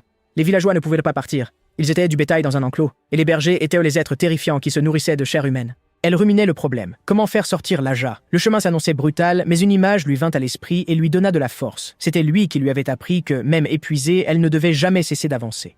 Puis des voix éclatèrent non loin, et chaque muscle de son corps se tendit, mais les voix s'éloignaient d'elle, filant à toute vitesse vers un ciel embrasé par le feu. Elle comprit. Il poursuivait celui qui avait allumé l'incendie. Elle ignorait qui était cette personne, mais elle lui était reconnaissante du fond du cœur. Le danger temporairement écarté, elle se dirigea aussitôt vers le village, dans la direction opposée. Le village était silencieux comme une tombe, vidé comme une coquille abandonnée. Elle s'y glissa sans un bruit et souleva le pan d'une tente. La vue à l'intérieur lui serra la poitrine. Laja gisait inconsciente sur une table cérémonielle. Elle s'est précipitée sans hésiter. Au moment où sa main toucha Laja, une vague de pure alarme explosa dans sa poitrine. Le manche-cœur surgit derrière elle. Elle tourna vite et bloqua. Et pire, l'entrée se remplissait déjà de silhouettes sombres. Elle avait supposé que le feu avait éloigné tout le monde. C'était un piège. Des armes venaient d'elle de tous les côtés, et elles se tordaient et tournaient entre elles. Chaque parade envoyait des ondes de choc dans ses bras, mais elle ne pouvait pas tomber. Elle guettait les ouvertures et ripostait avec précision, repoussant chaque assaillant un par un. Enfin, seul le manche-cœur restait. Célina prit une profonde inspiration et adopta sa posture, résolue et absolue. Une décharge d'énergie augmenta à la pointe de sa lame.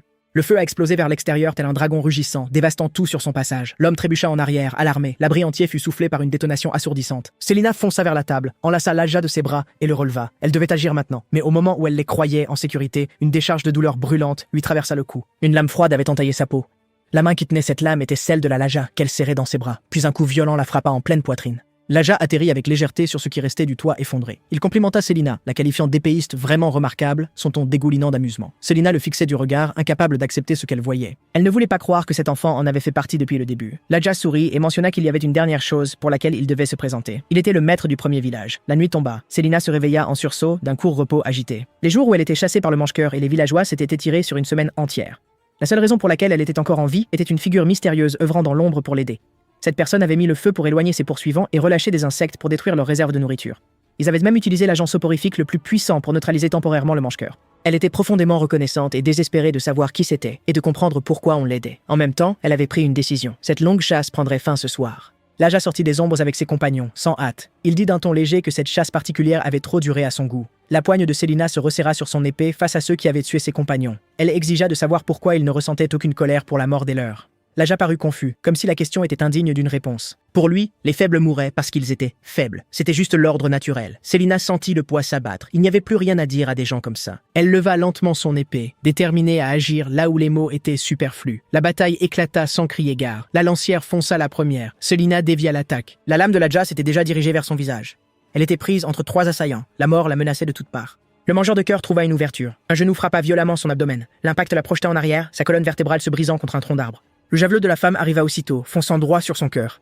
Célina s'écarta d'un coup et trancha la hampe en un seul geste. Coincée, elle s'est emparée de la moitié brisée de la lance et l'a projetée de toutes ses forces. De l'autre côté de la forêt, Caïn enfonçait le dernier piquet dans le sol. La tente, près du feu de camp, était montée. Son guide faisait rôtir de la viande sur les flammes, l'odeur se répandant richement. Entre 2 bouchées, le garçon récitait ce que Caïn lui avait appris. Il confirma que la fleur de l'épa était un somnifère, et le fruit de phénaline, son antidote. Caïn hocha la tête en signe d'approbation et lui rappela fermement de ne pas les mélanger. Puis il annonça calmement leur prochaine destination, le 5e village. Le guide faillit s'étouffer, incapable de croire qu'il retournait affronter Dileja. Caïn dit que la négociation devait avoir lieu et suggéra que le guide serve d'appât. Le guide trembla, incapable de comprendre pourquoi il avait été choisi pour cela. Le raisonnement de Caïn était calme et impitoyable. Le mangeur de cœur était clairement plus à l'aise avec les villageois, et chaque problème qu'ils avaient rencontré jusqu'à présent, Caïn l'avait géré. Le guide s'est résigné à son sort. Le lendemain, il entra dans le 5e village, de retour à cette petite cabane familière. Il jeta un coup d'œil prudent autour de la porte. La voix de Dileja vint de l'intérieur, lui demandant où il était passé dernièrement.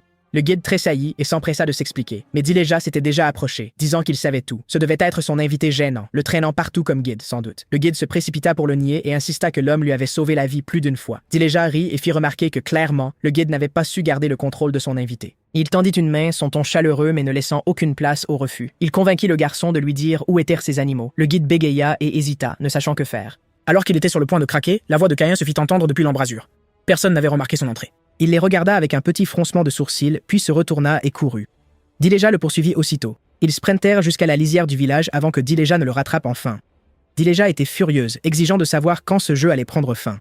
Cain lui expliqua sans hâte qu'il avait mal compris. Il était simplement venu s'occuper de la bête lui-même. Dileja écarta toute conversation et sortit un bâton de bois étrangement sculpté. Il jura que cette fois, il n'y aurait pas d'échappatoire. Cain s'assit sur le haut mur d'enceinte et appuya discrètement sur le bouton qu'il tenait. Une déflagration retentit. La clôture en bois fut emportée par une vague d'eau. La voix de Cain résonna du chaos, le défiant de le tuer d'abord s'il le pouvait. Le guide se débattait et criait dans le déluge. La scène était un pandémonium total. Dileja tremblait de rage. Il s'élança et sauta sur le toit le plus proche, bâton en main. Il grogna qu'il était temps de régler ça entre eux, une bonne fois pour toutes. Cain s'élança d'un rocher sur le même toit, le visage parfaitement composé. Delayha fit tournoyer le bâton et se mit à réciter une ancienne incantation. La pointe du bâton s'embrasa d'une puissante lumière verte. Il rugit qu'il allait pulvériser cet animal de la surface de la terre. Cain poussa un cri et bondit sur un autre toit, évitant de peu l'explosion. Son cœur battait la chamade. Il savait qu'un impact direct l'aurait anéanti. Delayha fonça de nouveau, ne lui laissant pas une seule seconde pour récupérer. Un éclair de lumière froide, la lame de Delayha s'abattit. Cain leva son épée et le choc du métal résonna vivement dans l'air. Delayha recula, puis dit quelque chose qui glaça Cain. Il accusa Cain d'avoir passé du temps avec les âmes démoniaques. Une femme nommée Kalen le lui avait dit. Au même instant, la bataille de l'autre côté avait atteint sa conclusion. La femme nommée Kalen resta figée, empalée par une lance. Selena enchaîna avec un coup final décisif et l'abattit. Elle se retourna vivement, seulement pour recevoir un coup de genou en plein torse. La force la projeta de nouveau contre un arbre. L'Aja saisit l'instant, bondissant haut dans un arbre et la regardant d'en haut.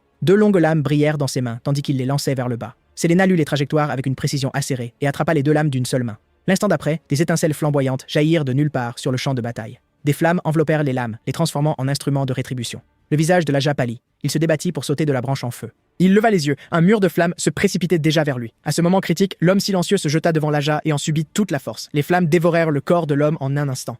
Il s'affaissa lentement au sol. L'Aja sentit la rage et le chagrin lui brûler la poitrine. Il s'empara de sa lame et se jeta sur Selena, presque fou. La riposte de Selena fut immédiate et fulgurante, démantelant son assaut dès qu'il commença. Elle le repoussa d'un coup de pied, puis lui marcha dessus, le clouant au sol, l'épée pointée sur sa gorge. Elle déclara l'issue d'une voix froide et absolue. Mais l'Aja rit soudain, et ce rire était étrange et troublant. L'Aja a dit à Selena que son escrime était terrifiante, qu'elle était un vrai monstre. Selena répliqua froidement, insistant qu'elle était humaine. Elle ne voulait pas discuter. Elle lui posa une dernière question cruciale. Où était la personne qui l'avait aidée? L'Aja sourit avec une malice délibérée et lui dit d'aller voir le dernier village par elle-même. Il dit que cette personne l'attendait probablement encore là-bas. Avant que son dernier mot ne soit dit, la lame de Selena était déjà pressée contre sa poitrine. La jarit de nouveau et dit que même ainsi, tout cela avait été extrêmement divertissant. Selena ne dit plus rien. Elle mit fin à la conversation nette. Elle sortit son épée et s'enfonça plus profondément dans la forêt sans se retourner. Pendant ce temps, sur un toit non loin, Cain était plongé dans un combat brutal. Le bâton de Delilah rassemblait une nouvelle vague de lames de vent vertes et violentes. Il rugit, jurant de tuer Cain de ses propres mains. Cain parvenait à bloquer avec peine, maudissant en silence cet adversaire cauchemardesque. Il n'avait aucune envie de continuer à se battre et guettait la moindre ouverture pour s'échapper. Mais en sautant du toit, il atterrit mal et se tordit la cheville. Une douleur fulgurante le transperça et il poussa un cri. Delilah se rapprocha vite, lui coupant toute issue. L'incantation retentit de nouveau. Une force colossale projeta Cain dans les airs. Son corps traversa brutalement un mur. Il s'écroula dans les gravats, toussant du sang. Delilah avança avec son épée, réduisant la distance pas à pas. Cain ne perdit pas de temps et récita en silence une incantation d'invisibilité. Le bracelet cracha une fumée noire, engloutissant instantanément le champ de vision de Delilah. Dans cette fraction de seconde de confusion, Cain l'avait déjà contourné par derrière. Delilah sentit que quelque chose n'allait pas et se retourna, frappant avec une lame de vent tranchante. Cain se ressaisit et se rappela la simple vérité. La flamme grandit avec le vent. Il abattit son épée avec force et une étincelle ardente jaillit de la lame. Le vent et le feu entrèrent violemment en collision dans les airs, puis détonèrent en une colonne de flammes imposantes. L'enfer se propagea, embrasant instantanément les structures du village tout autour d'eux. Delilah chercha désespérément son adversaire à travers la fumée et le feu. Cain apparut comme un fantôme, un coup à la poitrine. Delilah s'effondra à genoux, le sang jaillissant de la blessure. Cain essuya la sueur de son front, pensant que c'était fini, et lui dit de se rendre. Par contre, Delilah se releva d'un bond et s'élança dans le sens inverse. Le guide, toujours caché derrière un arbre, le vit foncer droit sur lui avec horreur. Une pensée terrible traversa son esprit. Il allait manger le cœur du guide pour retrouver sa force. Quand il tenta de l'arrêter, mais il était déjà trop tard. Alors Delilah rejoignit le guide, le poussa hors du chemin et lui cria de courir. Le guide leva les yeux pour voir une branche en feu tomber directement sur eux. Delilah se jeta en avant, écarta le guide et reçut tout le poids du bois sur lui-même. Du sang s'écoulait sous lui. Le guide resta paralysé sous le choc. Cain a regardé la scène et est resté complètement immobile. Une tempête de sentiments contradictoires bouillonnait en lui. Il a dit à Delilah d'être la meilleure gardienne que cette forêt ait jamais eue. Delilah ne comprenait pas pourquoi il disait ça soudainement. Cain a admis que le voir sauver quelqu'un à l'instant lui avait fait réaliser qu'il s'était trompé sur lui. Il semblait qu'il protégeait la forêt et ses habitants à sa manière depuis toujours. Mais une règle bâtie sur la terreur et le sang finirait par se retourner contre celui qui la brandissait. Le jour où il serait consumé par cette soif serait celui où il se détruirait. Delilah tourna la tête en silence et dit qu'il prendrait ses mots à cœur. Cain lui tendit la main et suggéra d'arrêter cette lutte vaine. Intérieurement, il priait désespérément que Delilah accepte. Il était exténué. Delilah prit sa main et se leva, exhalant un long soupir de défaite. Il a promis qu'à partir de ce jour, la forêt du Sud serait leur allié. Cain rengaina son épée, soulagé que le combat soit enfin terminé. Delilah se retourna pour partir, mais Cain l'interpella. Il lui demanda de transmettre un message à cette bête et de lui dire qu'il l'attendait ici. Dans la forêt profonde, Selena fit face au guide Eleba. Pleine de questions, elle lui demanda directement pourquoi il l'avait aidé. Elle avait supposé qu'il n'était qu'un pion de plus des mange-cœurs. Mais Eleba rangea son sourire et regarda au fond de la forêt avec une expression sérieuse. Il dit simplement qu'il ne pouvait plus rester les bras croisés à regarder les mange-cœurs faire ce qu'ils voulaient. Selena fut surprise. Avait-il voulu résister depuis le tout début? Eleba ne répondit pas directement. Au lieu de cela, il se replongea dans un cruel pan de l'histoire. Sa voix était monocorde tandis qu'il expliquait.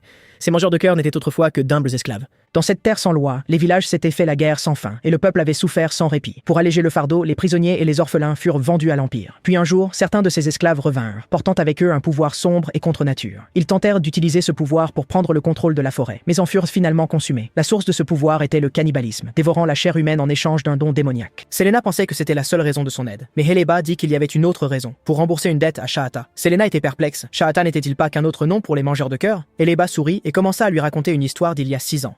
Un homme était venu seul dans la forêt. Les mangeurs de cœur se sont retournés contre lui et ont même incité les villageois à le chasser. Mais cet homme les a tous fait tourner en rond et les a forcés à se rendre à la fin. Dès lors, ceux qui le craignaient l'ont appelé Shahata. La signification, un démon qui, même acculé, reviendra toujours pour se venger. Eleba a admis que beaucoup de ses compétences, il les avait apprises de cet homme. Selena ne comprenait toujours pas le lien, la raison pour laquelle il l'avait aidé. Eleba demanda, cette épée qu'elle portait n'appartenait-elle pas à Shahata? Ces paroles frappèrent Selena comme un coup de tonnerre. Eleba ajouta que la collègue de Shahata l'avait désigné comme le 5e instructeur.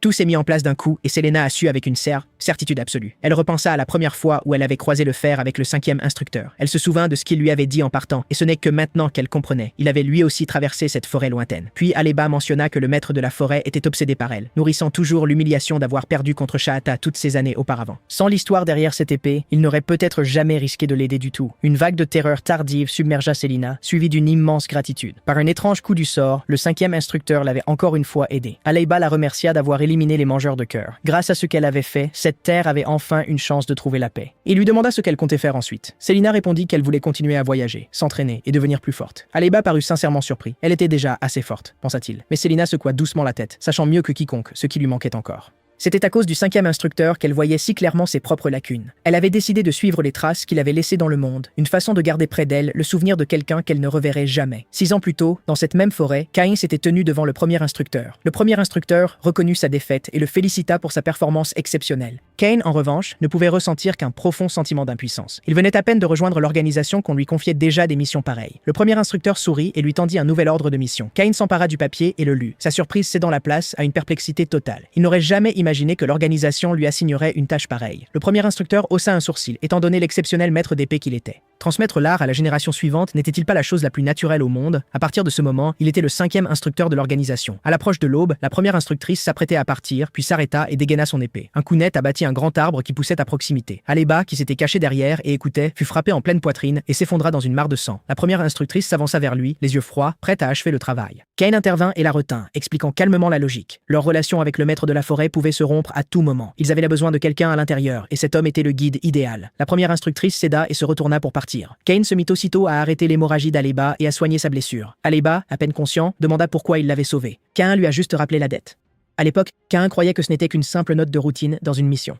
Il était bien plus reconnaissant d'avoir obtenu ce qui semblait être un poste relativement sûr d'entraîneur. Il ne pouvait pas savoir alors ce que l'avenir lui préparait en silence. Qu'en quelques années, un héros démoniaque entrerait dans sa vie. Maintenant, loin de là, le royaume de Rodéof avait été entièrement englouti par la glace et la neige. Cette terre, jadis fier berceau du peuple démon, n'était plus qu'un désert blanc et perçant. Dans les ruines enfouies sous cette glace, une main gisait immobile sous la congère. Une rencontre qui allait changer le destin d'un scélérat était sur le point de se produire ici. Le feu avait jadis ravagé cette terre gelée. Les cris impuissants d'une fille ne lui avaient pas valu la moindre pitié. Elle avait été laissée seule au centre des ruines. Alors que sa conscience commençait à s'éteindre, une silhouette apparut devant elle. Elle leva la tête et demanda prudemment qui était là. L'homme dit que son nom était Cord et demanda le sien en retour. Elle s'appelait Arlès, le cœur plein de prudence et de confusion. Quelle raison aurait-on de venir dans un tel endroit? Alors l'homme ôta son manteau de ses épaules et l'enroula autour d'elle. Il lui demanda si elle voulait partir avec lui. Arlès s'immobilisa.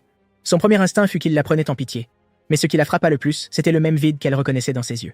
Ken a dit sans détour que rester, c'était mourir de froid. Elle savait qu'il avait raison, mais sa fierté l'empêchait de l'admettre. Il ignorait ce que c'était de tout perdre. Puis, une main chaude vint se poser doucement sur sa tête. Il a dit doucement que, puisqu'elle avait survécu, elle devait continuer. Ces mots transpercèrent tous les murs qu'elle avait érigés. Elle lui demanda, la voix brisée, de l'emmener avec lui. Ken se tut un instant, puis il tendit la main. Peu après, ils arrivèrent à un petit village isolé à la frontière. L'aubergiste Ban, inquiet, regarda la maison délabrée qu'il venait de vendre. Il ne pouvait s'empêcher de trouver cela indigne de ce monsieur et de sa fille. Cain dit que c'était bien, tout en le jugeant inacceptable en privé. Elle n'était pas sa fille. Il avait simplement recueilli une servante à moitié morte de froid. Il inspecta la maison et retira facilement un morceau de bois pourri du mur. Il se tourna vers Ban et demanda des outils et du bois pour faire des réparations. Peu après, les bruits de scie et de marteau s'élevèrent devant la vieille maison. Ban regardait Cain travailler avec une aisance habituelle et ne pouvait s'empêcher d'admirer cette dévotion paternelle. Même Arlès, qui observait de côté, était discrètement impressionné. Il était meilleur que ce qu'elle attendait. Ben demanda à Arlès si elle voulait rentrer à l'auberge. Elle secoua la tête. Elle n'avait aucune raison particulière de rester, elle voulait juste être là, maintenant. À la tombée de la nuit, Cain posa ses outils. Il se retourna pour trouver Arlès endormie contre un arbre. Loin de trouver cela touchant, il pensait qu'elle ne faisait que paresser. Il commençait à regretter de s'être impliqué dès le début. Ses pensées retournèrent au jour où il était tombé sur les ruines du palais. Il avait entendu parler d'un trésor. Il n'avait rien trouvé. Il maudissait encore sa chance quand une faible lumière attira son regard. Il s'est précipité, excité, convaincu d'une trouvaille précieuse. Une fois assez proche, la déception le frappa comme un mur. Ce n'était pas un trésor, mais une petite fille à peine accrochée à la vie. La jeune fille remua et le regarda, confuse et les yeux brouillés. Il réprima son irritation et lui donna un faux nom, devinant qu'elle était orpheline. Une fois qu'il eut confirmé qu'il n'y avait plus rien de valeur là, il se mit à réfléchir. Il n'avait rien pour sa retraite. Il ne pouvait pas rentrer les mains vides. Alors il décida de l'emmener avec lui, pensant qu'elle pourrait au moins être utile à la maison. Il jeta son manteau sur elle, puis partit chercher son déjeuner. Mais le paquet avec ses sandwichs avait disparu. Un petit renard le tenait serré dans sa gueule et s'enfuyait déjà. Sa colère s'enflamma et il partit aussitôt à sa poursuite. Il traversa un ruisseau glacé dans une course peu digne et finit par mettre la main sur le petit voleur. Alors que le renard se débattait, le paquet tomba. Une ombre plus grande plana au-dessus d'eux. Un énorme loup gris s'en est emparé et lui a montré les crocs. Les poils de la nuque de Cain se sont hérissés. Dans un moment de pur désespoir, il a jeté le renard sur le loup et tandis que le chaos régnait, il s'est enfui sans jamais regarder derrière lui. Arlès se réveilla de son sommeil, ressentant une paix rare et tranquille. Elle trouva son manteau drapé sur elle. Le froid était resté bien dehors. Cain revint et lui dit sèchement qu'il était temps de partir. Le vent froid avait séché sa sueur et raidi tous ses muscles. Il gelait clairement et il lui avait quand même donné sa cape. Arlès se leva discrètement et le suivit. L'esprit de Cain bouillonnait, toujours obsédé par ce loup. Tant que cet animal serait dehors, son rêve d'une retraite paisible serait en ruine. Il serra les dents et se promit de régler ses comptes avec cette créature. Arlès observait son dos tendu et irritable, un sentiment complexe montant en elle. Elle aurait dû trouver cet homme insupportable. Et pourtant, le lendemain, Arlès se tenait devant une marmite de soupe. Ban s'approcha hésitamment, observant le contenu avec un malaise visible, et demanda si ce qu'il y avait dans la marmite était de la nourriture. Arlès referma le couvercle et dit que c'était pour Cord. Un pressentiment très troublant s'empara de Ban. Arlès demanda ensuite où elle pouvait faire sa lessive. Ban fut surpris qu'elle ait l'intention de le faire elle-même. Incapable de la laisser seule, il la suivit, nerveux à l'idée du désastre qui pourrait s'en suivre. Tandis qu'elle se lavait, Ban mentionna la maison que Cain avait choisie. Elle avait été construite il y a 30 ans par un homme nommé Monsieur Gray, qui venait d'ailleurs. Et maintenant, voici un autre étranger qui emménageait. Ban y voyait une merveilleuse fatalité.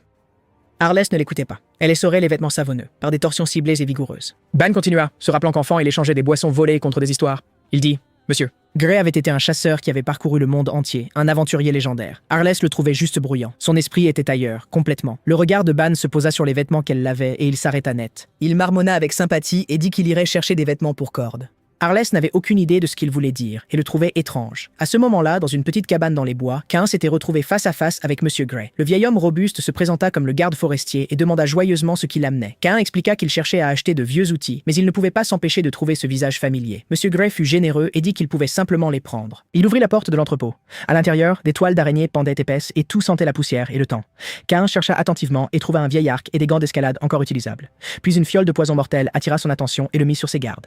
Que faisait une chose pareille ici? Puis une arme particulière lui coupa le souffle, le genre d'arme qui appartenait généralement à une organisation très vaste et secrète. Une théorie surprenante surgit dans son esprit. Cet homme âgé pourrait-il être l'un des chasseurs de dragons? Monsieur Gray entra à ce moment-là, tenant une caisse et lui proposant de l'aider à tout emballer. Cain garda son calme et le remercia. Il emballa rapidement, ne voulant rien d'autre que partir. Mais Monsieur Gray hésita. Il examinait le visage de Cain avec des yeux attentifs et perçants. Cain se tenait là, raide, devenant de plus en plus mal à l'aise. Après une longue pause, Monsieur Gray secoua la tête avec un sourire et dit qu'il devait s'être trompé. Cain se sentait comme un condamné recevant une grâce. Il prit la caisse et partit en vitesse. Dès son retour, Ban se précipita pour lui montrer quelque chose. Cain le suivit, perplexe. Ce qu'il vit ensuite le glaça. Ses vêtements, taillés dans des étoffes rares et coûteuses, étaient réduits en haillons. Son cœur saigna. Chacun d'eux avait été irremplaçable et chacun d'eux était désormais irrécupérable. Puis Ban l'informa que la cuisine n'avait pas été épargnée non plus. Cain sentit la moitié de sa vie le quitter. Ban le traîna vers la cuisine pour qu'il constate. La porte s'ouvrit sur une mousse blanche débordant de la marmite et une fumée noire emplissant l'air. Ban sourit d'un air désolé et dit qu'il avait laissé les ingrédients, mais que les réparations seraient à couvrir. Cain paya avec une expression douloureuse, puis partit en retenant ses larmes. Dès qu'il posa les yeux sur Arlès, toute la colère qu'il avait refoulée menaçait d'exploser. À cause d'elle, il ignorait combien d'argent s'était envolé. Il ravala sa colère et demanda froidement si le repas était prêt. Arlès leva fièrement le menton et déclara que cuisiner était facile. Elle lui servit un bol de soupe épaisse, étrangement violette, et le lui tendit. Cain fixa le bol et passa un long moment à se préparer mentalement. Dès l'instant où elle toucha sa langue, ce fut comme un coup de poing à l'intérieur de sa bouche. La saveur défiait toute description. C'était comme si quelqu'un avait soigneusement préparé un poison. Arlès, avec défi, en prit une grosse cuillerée. La soupe descendit dans sa gorge, suivie d'un très long silence. Arlès ne se découragea pas. Le lendemain, elle était de retour devant la marmite, s'y jetant à nouveau. Ban observa le liquide vert épais et étrange qui y tourbillonnait. Il a demandé prudemment si c'était censé être un velouté. Arlès a dit oui. Étrangement, cela ne fit que rendre Ban plus nerveux. Il regarda par la fenêtre l'auberge, que les passants prenaient déjà pour un incendie à cause de la fumée. Il fit remarquer gentiment que cela commençait à nuire aux affaires de l'auberge. Il suggéra de laisser ça de côté pour aujourd'hui et de retenter le plat sincère demain. Arlès baissa immédiatement la tête et dit d'un air boudeur qu'elle ne cuisinerait plus jamais. Ban intervint rapidement pour calmer le jeu. Il dit qu'il était parfaitement normal d'échouer en essayant quelque chose de nouveau. Mais quand ses yeux se posèrent sur l'indéfinissable chose qui bouillonnait et barbotait dans la marmite, les mots lui manquèrent. Sa conscience hurlait. Ce qu'il y avait dans cette marmite ne pouvait, en toute honnêteté, être qualifié de nourriture. Mais en voyant l'expression pleine d'espoir sur le visage d'Arlès, Ban se força à maintenir les encouragements. Soudain, des mercenaires usés par la route ont fait irruption dans la petite auberge. Ils ont bruyamment réclamé à boire et à manger, s'installant comme chez eux, comme si le lieu leur appartenait. Ban s'est empressé de les servir, tout en avertissant discrètement Arlès de se méfier de ces hommes. Arlès regarda les armes qu'ils portaient et fit de discrètes évaluations. Ban se faufila entre les mercenaires et Arlès retourna à sa marmite. Le bruit et les rires derrière elle la firent froncer les sourcils, mais un fragment de leur conversation la rendit complètement rigide. Ils parlaient d'une famille déchue, avec mépris et moquerie dans chaque mot. Quelqu'un a dit qu'une personne avait tiré profit de la chute, avant d'être chassée. Puis quelqu'un d'autre a ri et a dit qu'il avait entendu que toute la famille était morte. Ils en ont plaisanté comme d'une blague, se prévenant de ne pas attraper la malédiction. Arlès resta immobile et écouta, sa prise sur la louche se resserrant à chaque mot, jusqu'à ce que l'un d'eux résume tout. Les gens au sang impur dans les veines étaient nés pour ne rien accomplir. Cette seule phrase fut l'étincelle qui alluma la poudrière. Arlès en avait assez. Elle se retourna et lui lança la louche droit dessus. L'homme ne fit même pas un bruit. Il s'est écroulé, le visage sur la table. Ce brusque éclat a effrayé tous les mercenaires présents. Arlès leur a hurlé dessus de rage. Elle leur a ordonné de se rétracter. Elle ne laisserait pas ces mots immondes continuer de lui empoisonner les oreilles. Au même moment, à l'étage, Cain se réveilla en sursaut d'un sommeil profond. Une angoisse informe l'envahit et son cœur se mit à battre la chamade. Il était en mauvaise forme ces derniers temps, et c'était entièrement la faute d'Arlès. Peu de temps avant, pour ne pas gâcher, il avait tout mangé de sa prétendue cuisine remarquable. Le résultat avait été une grave maladie qui l'avait laissé trop faible pour à peine sortir du lit. Puis Arlès avait détruit la plupart de ses vêtements à la lessive, et il avait en plus attrapé un rhume. Cain avait l'impression d'être hanté, elle allait être sa perte. S'il avait été un méchant moins compétent, il aurait été vaincu depuis longtemps. Entre ses plaintes, il avait remarqué qu'Arlès était inhabituellement silencieux ce jour-là. Ce silence, loin de le rassurer, déclencha toutes les alarmes en lui. Il a finalement décidé d'arrêter de s'en inquiéter et de se retourner pour se reposer davantage. Puis son estomac a poussé un long grognement indigne. La faim l'a emporté sur toutes les objections à quitter la pièce. Il s'est redressé péniblement et est descendu chercher à manger. Il a pensé avec amertume à tout l'argent qu'Arles avait déjà gaspillé. Il regrettait d'avoir amené la fille avec lui. Son plan de retraite, pensait-il, était quasiment fichu. Le vacarme d'en bas ne faisait qu'empirer les choses. Il se pencha par-dessus la rampe et leur cria de se calmer. Puis ses yeux trouvèrent Arles dans la foule. Cain observa le chaos qui s'étendait sous lui, et le sentiment en lui était impossible à nommer. Le regard de Cain se posa sur celui du capitaine mercenaire roux, et l'air entre eux se figea. Le capitaine ressentit un frisson de malaise glacial. Il n'avait aucune idée du moment où cet homme était apparu. Il se tenait comme un prédateur, à l'affût, dégageant une pression dont la source était invisible. Chaque instinct du capitaine lui disait qu'un seul faux pas serait le dernier. Cain le fixa du regard. Ce seul regard rendit toute l'auberge plus pesante. Mais Arles s'avança. Elle dit que c'était son problème et lui intima de ne pas s'en mêler. Le mercenaire roux esquissa un sourire. Il supposa que l'homme était le père de la fille. Il ricana et dit à Cain de descendre avant d'être tué sur place. Cain resta silencieux. Son esprit parcourait l'absurdité de la situation avec une sorte d'incrédulité épuisée. Tout ce qu'il voulait, c'était de quoi manger. Comment en était-il arrivé là? Pire, il n'avait aucune arme utilisable sur lui. Dans son désespoir, il se demandait même si s'agenouiller et supplier était encore une option. En voyant les mercenaires se rapprocher, il était de plus en plus convaincu qu'il ne s'en sortirait pas. Il ne put que croiser le regard d'Arles et tenter de lui faire signe d'attirer leur attention par tous les moyens. Arles l'a complètement mal interprété et a cru qu'elle devait rester sans rien faire. Le capitaine Roux a annoncé sa compagnie. Tapter, Tap Prize, le nom de l'entreprise avec arrogance, et demanda à Cain qui il était. Cain répondit avec une froide indifférence qu'il n'avait aucune raison de partager cela avec eux. Les autres mercenaires furent enragés par son attitude. Ils menacèrent de le réduire en chair à pâté, mais le capitaine les arrêta avec un sourire, disant qu'il avait quelque chose de mieux en tête pour ça. Cain n'avait aucune idée de ce dont il parlait et trouvait toute cette situation exaspérante. Le capitaine fit mine de se plaindre de la difficulté de gérer de tels subordonnés rudes et de sauver les apparences. Il leva la main et l'anneau à son doigt commença à accumuler un pouvoir profondément inquiétant. Arles sentit le danger avant de le voir et s'écria « C'était de la magie !» Le capitaine chanta à pleine voix, invoquant le démon le plus cruel et son envergure. Une énergie violette, sombre et violente, s'abattit sur Cain comme une lame. Cain resta complètement immobile. Arles se précipita derrière lui, prise de terreur. La magie les engloutit entièrement. Le rez-de-chaussée de l'auberge fut enseveli sous la fumée et les débris en un instant. Les tonneaux ont éclaté, l'alcool se répandant partout sur le sol. Chaque personne dans la pièce retint son souffle et attendit. La fumée commença à se dissiper. Le capitaine regarda avec incrédulité et exigea de savoir ce qu'il était. Arles fixa le dos de l'homme devant elle, quelque chose se dénouant au fond de sa poitrine. Face à l'attaque mortelle d'un mage, il n'avait pas scié. Cette immobilité absolue et inébranlable était, à sa manière, plus anormale que la magie elle-même. À l'intérieur, Cain parvenait à peine à se contenir. Il avait vraiment failli mourir à l'instant. Il n'avait senti quelque chose arriver qu'à la dernière seconde et s'était baissé par instinct. Ce n'était que cela qui l'avait sauvé. Et d'une manière ou d'une autre, Arles derrière lui était complètement indemne. C'était une chance inouïe. Il a contenu son cœur battant et a froidement balayé les compétences du capitaine. Le capitaine a ri de rage, décidant que c'était juste un coup de chance et que Cain bluffait. Cain reconnaissait pleinement qu'il bluffait, mais gardait un visage impassible. Puis il fit un geste vif et décisif, comme s'il tirait une arme. Le capitaine tressaillit, convaincu qu'un coup fatal caché l'attendait. Mais Cain ne tira rien. Il dit seulement qu'il avait une fierté inébranlable. Les mercenaires le regardèrent tous comme s'il avait perdu la tête. Alors le capitaine sourit soudain. Ses yeux tombèrent sur la marque sur le gant de Cain. Il dit qu'il ne s'attendait pas à trouver un chevalier libre dans un coin perdu comme celui-ci. La pièce fut plongée dans un silence de mort, tandis que chaque mercenaire se regardait dans une incrédulité sidérée. Cette antique organisation sans chef, entièrement nimbée de secrets, personne n'en connaissait tous les détails. Une seule chose était universellement admise à leurs propos. Chaque membre de cette organisation possédait à lui seul la force de combat d'une escouade entière. Le capitaine le regarda d'un œil méfiant. Cain garda le même air froid et désintéressé. Le capitaine afficha un large sourire et dit qu'il pouvait oublier cet incident. Il dit à ses hommes, avec un haussement d'épaule impuissant, que les chevaliers libres n'étaient pas des gens qu'ils pouvaient se permettre de contrarier. Arles voulait aller de l'avant et exiger des excuses. Elle n'en avait pas eu. Cain se retourna et lui ordonna de le suivre d'un ton sans réplique. Arles ravala sa frustration et le suivit, furieuse et sans réponse. Le capitaine l'interpella d'un froid avertissement. Elle devrait faire attention désormais. Elle avait un chevalier libre pour la sauver cette fois. Cette chance ne se reproduirait pas. Le pas d'Arles hésita. Finalement, elle n'avait rien à dire. Elle est allée à l'étage en silence. Au moment où Cain pénétra dans la pièce, sa fureur éclata enfin. Il désirait que chacun de ces misérables mercenaires et ce mage meurent sur le champ. Tout ce qu'il avait voulu, c'était un simple repas et cela avait failli lui coûter la vie. Ce qui le bouleversa le plus fut le fait qu'il était descendu sans la moindre arme sur lui. Par pure chance, il avait enfilé ses vieux gants avant de sortir. Il s'est avéré que la vie qu'il menait avant venait de sauver celle qu'il vivait maintenant.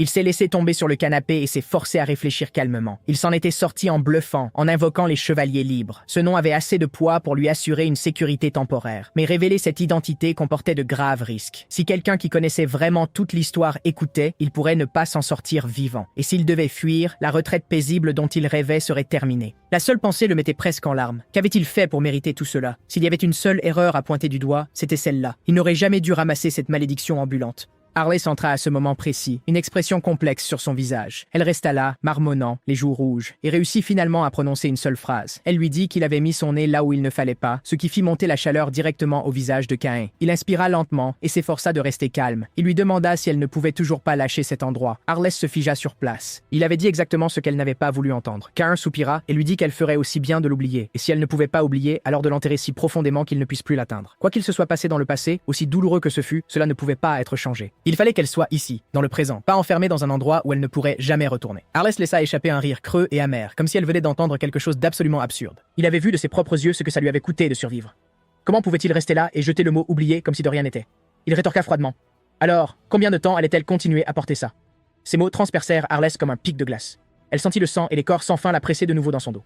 Elle chercha désespérément une trace de compréhension dans les yeux de ce scélérat et ne trouva qu'un vide qui la fixait. Une horrible prise de conscience la frappa, le froid se répandant dans chaque parcelle d'elle. Cet homme ne comprendrait jamais sa douleur. La vérité, c'est que personne ne le pouvait. C'était un combat qui n'avait toujours appartenu qu'à elle. Ce que ça faisait de tout perdre et de devoir continuer à respirer, seule elle le savait. Elle se détourna, désespérée, et voulut quitter la pièce. Sa main trouva la poignée de la porte. Elle marqua une pause et dit doucement « Cord, pourquoi m'as-tu amené ici au départ ?» Cain la regarda. Un long silence s'installa avant qu'il ne réponde. Finalement, il ne dit rien de plus que de dire qu'il n'y avait aucune raison particulière. La dernière chose qui retenait Arless s'effondra complètement. Elle ouvrit la porte d'un coup et disparut, le claquement résonnant dans la pièce. Cain était furieux aussi. Chaque mot qu'il avait prononcé était une sagesse durement acquise, offerte gratuitement. Elle n'en avait rien retenu, fille insupportable et déraisonnable. Il décida de cesser de s'en préoccuper et de se concentrer sur ses propres affaires. Pendant les jours suivants, il s'absorba dans la réparation de la vieille maison. Quand le crépuscule arriva enfin, il enfonça le dernier clou.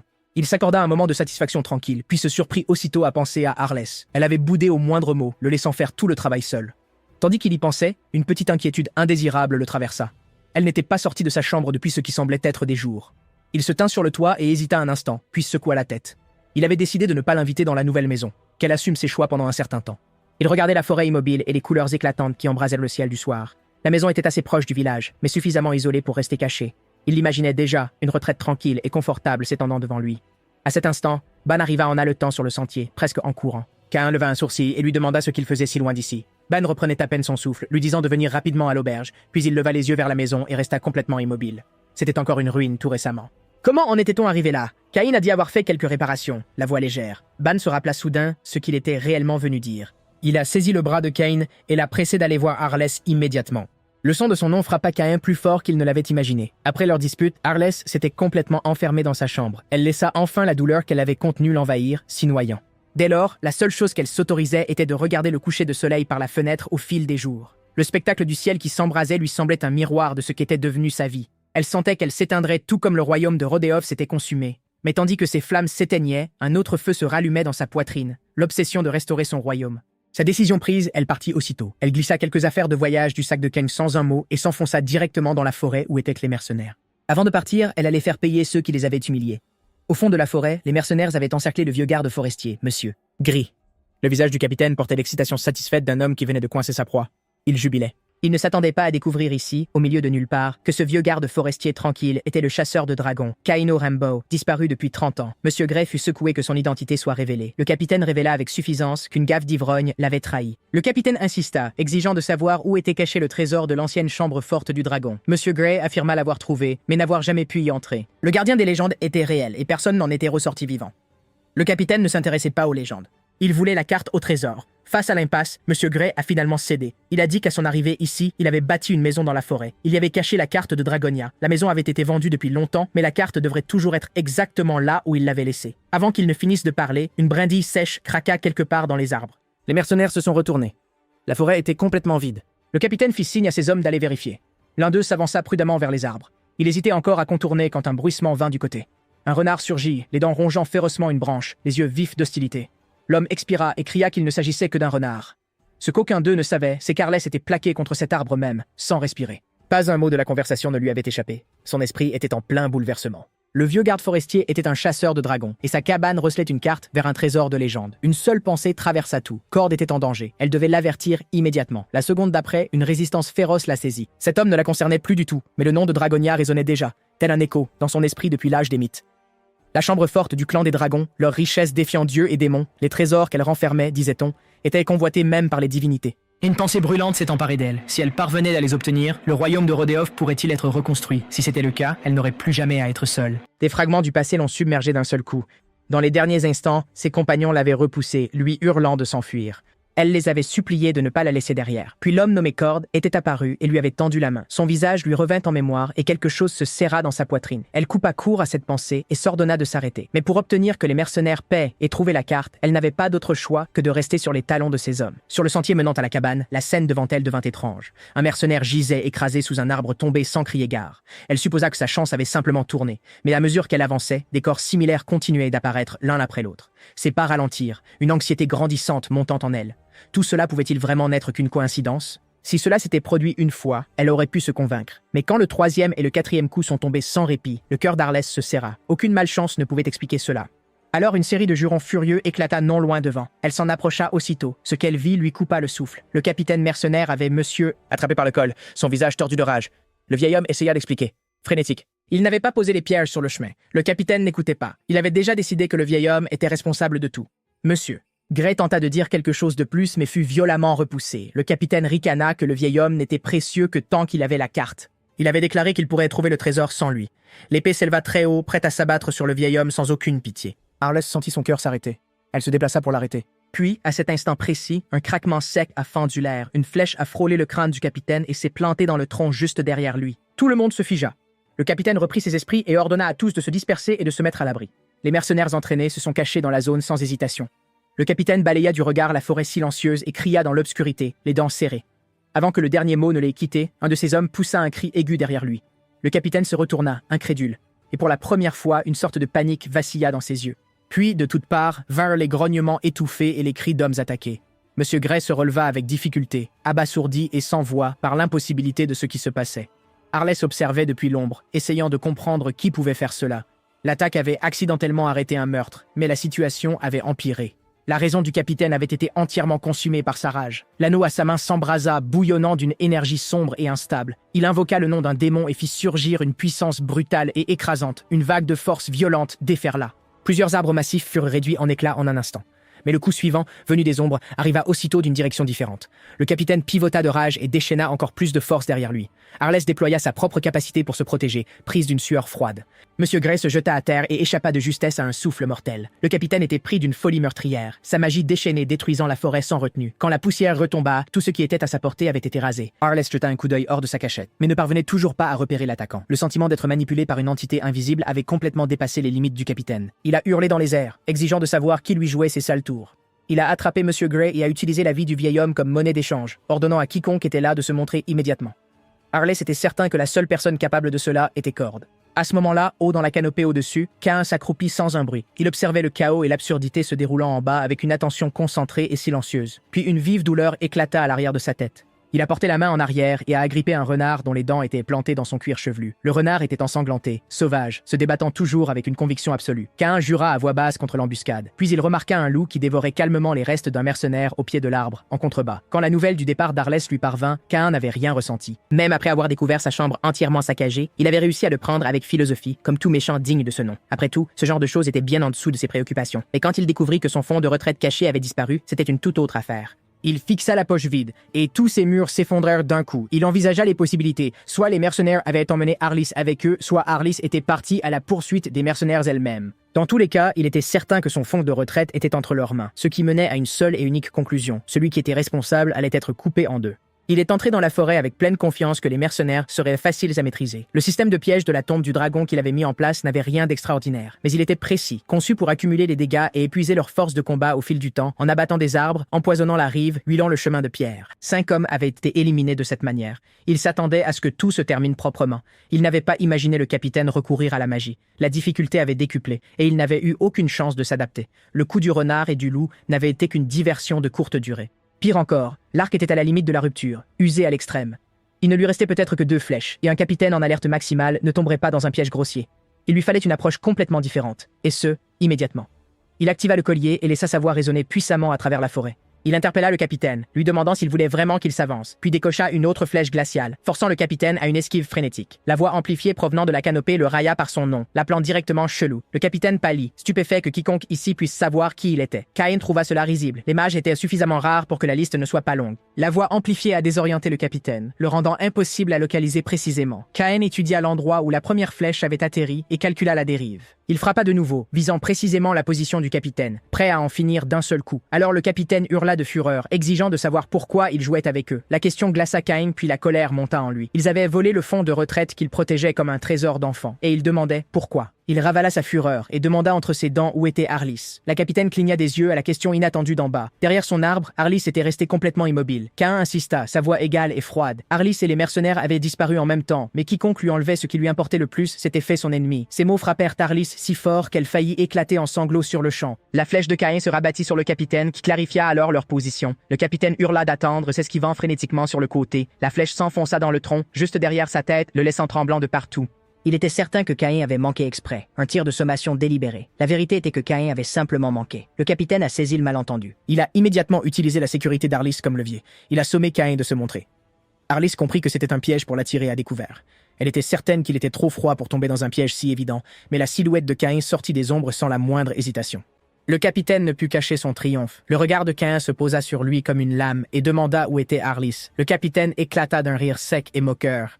Il a dit quelque chose de flatteur sur le grand chevalier qu'il était, sa voix suintant le mépris. Cain ne dit rien. Le capitaine continua, raillant l'effondrement des chevaliers libres, ceux qui s'étaient détruits en poursuivant leurs idéaux chevaleresques et portaient encore ce credo creux et risible, comme s'il avait un sens. Derrière son arbre, Arlis écoutait le moindre mot. Une pensée la frappa soudainement, le moment où Cain lui avait tendu la main, quand il lui avait demandé si elle voulait partir avec lui. Il y avait alors un vide dans son regard, comme un homme qui avait tout perdu. Une sueur froide coula sur le visage d'Arlis. Elle avait compris maintenant. Cain avait tout perdu, tout comme elle. C'est pourquoi il avait tendu la main à quelqu'un qui n'avait plus rien du tout. La honte lui serra le cœur. Elle l'avait si complètement mal jugé. Le capitaine les narguait toujours, riant d'eux comme des survivants qui s'en étaient sortis par chance. Puis Arlis a accidentellement marché sur une brindille sèche sous son pied. Le claquement net brisa le silence de l'impasse. Le front de Cain se plissa aussitôt en se tournant vers le bruit et en prononçant son nom. Le capitaine sursauta aussi. Le coup de bluff de l'otage venait d'être anéanti devant tous. Son esprit s'activa vite. Il comprit que ses chances venaient de s'effondrer. S'il en était ainsi, alors il détruirait ce qui importait le plus à son ennemi. Il se jeta sur Arlis avec une déferlante de magie violente et concentrée. Arlis n'eut pas le temps de réagir. Les pupilles de Cain se contractèrent brusquement.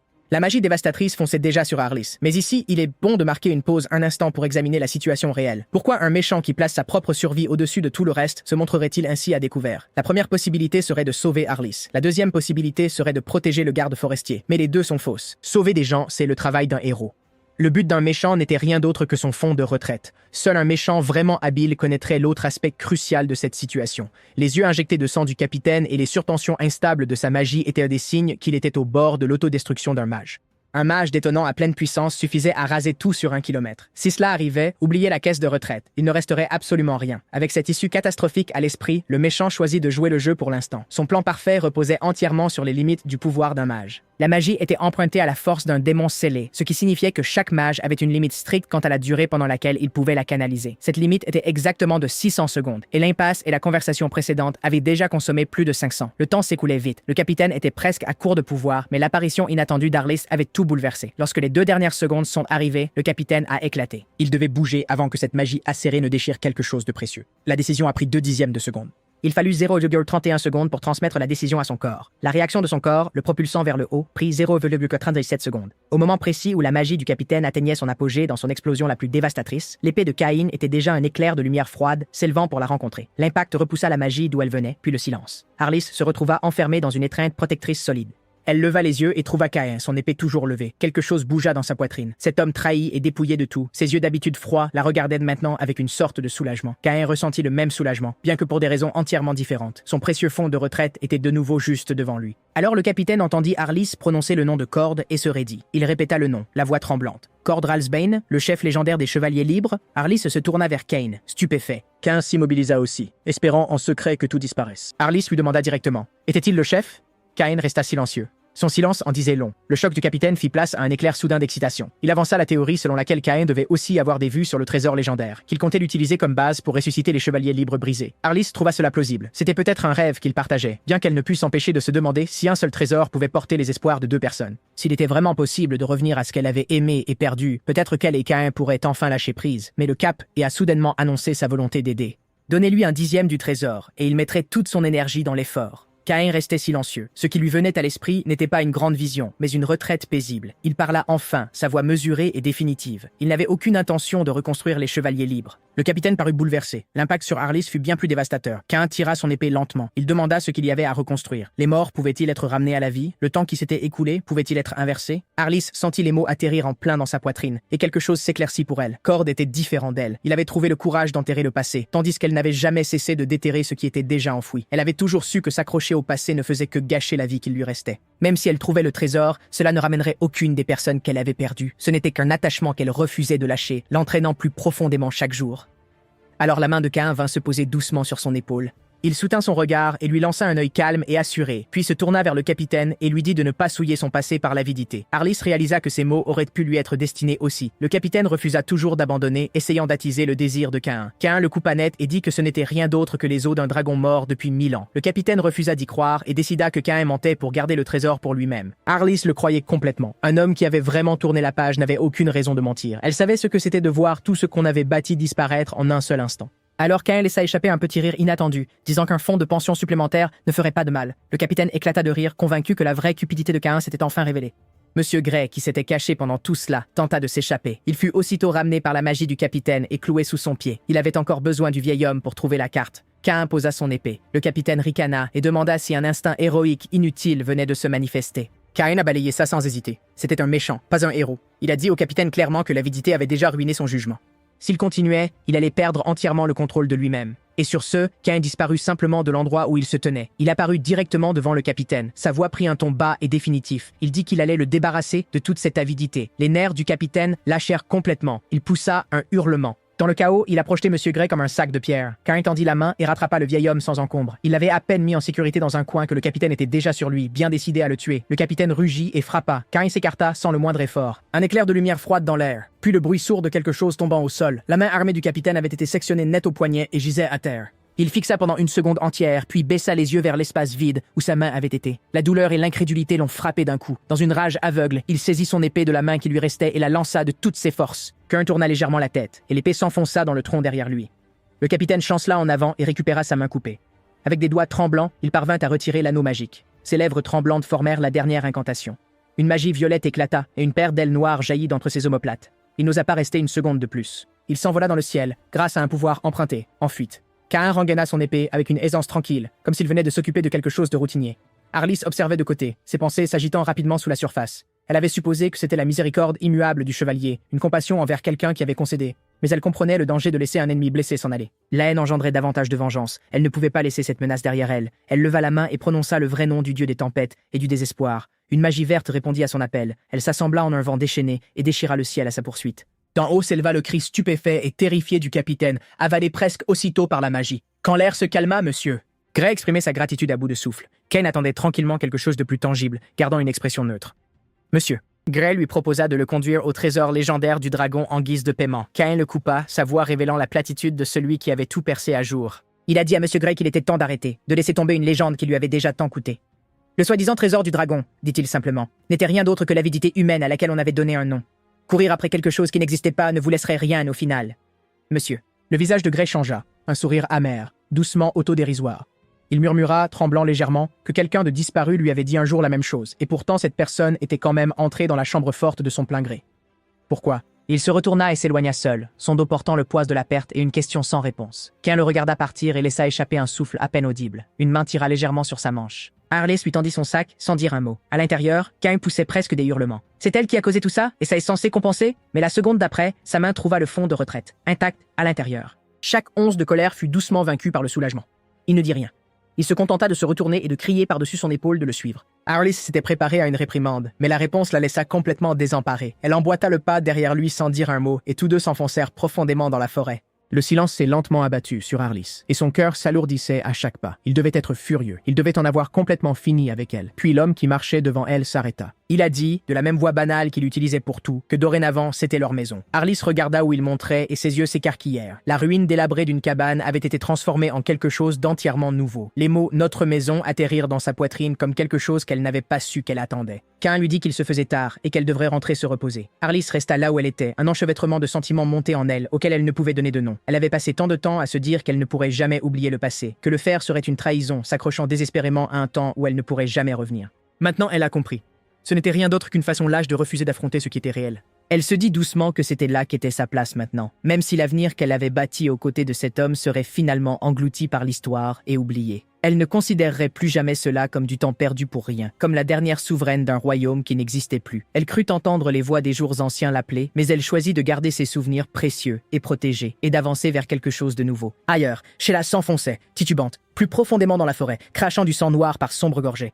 Il pensait ses propres plaies de ses mains tremblantes, l'esprit en plein bouleversement violent. Cette bourrasque soudaine n'avait rien d'un vent naturel. C'était une magie puissante et délibérée. L'aura terrifiante qui l'imprégnait le marquerait pour le reste de son existence. C'était le pouvoir d'un roi démon, ce qui signifiait que la jeune fille nommée Arliss était l'héritière d'un roi démon. L'avidité a écrasé la peur en un instant. Il pouvait presque voir la richesse infinie qui l'attendait. Avec un tel secret en poche, il pourrait extorquer une fortune partout où il irait. Il se savourait déjà cette pensée. Puis une violente vague de vertige l'a frappé sans avertissement. Sa vue se troubla.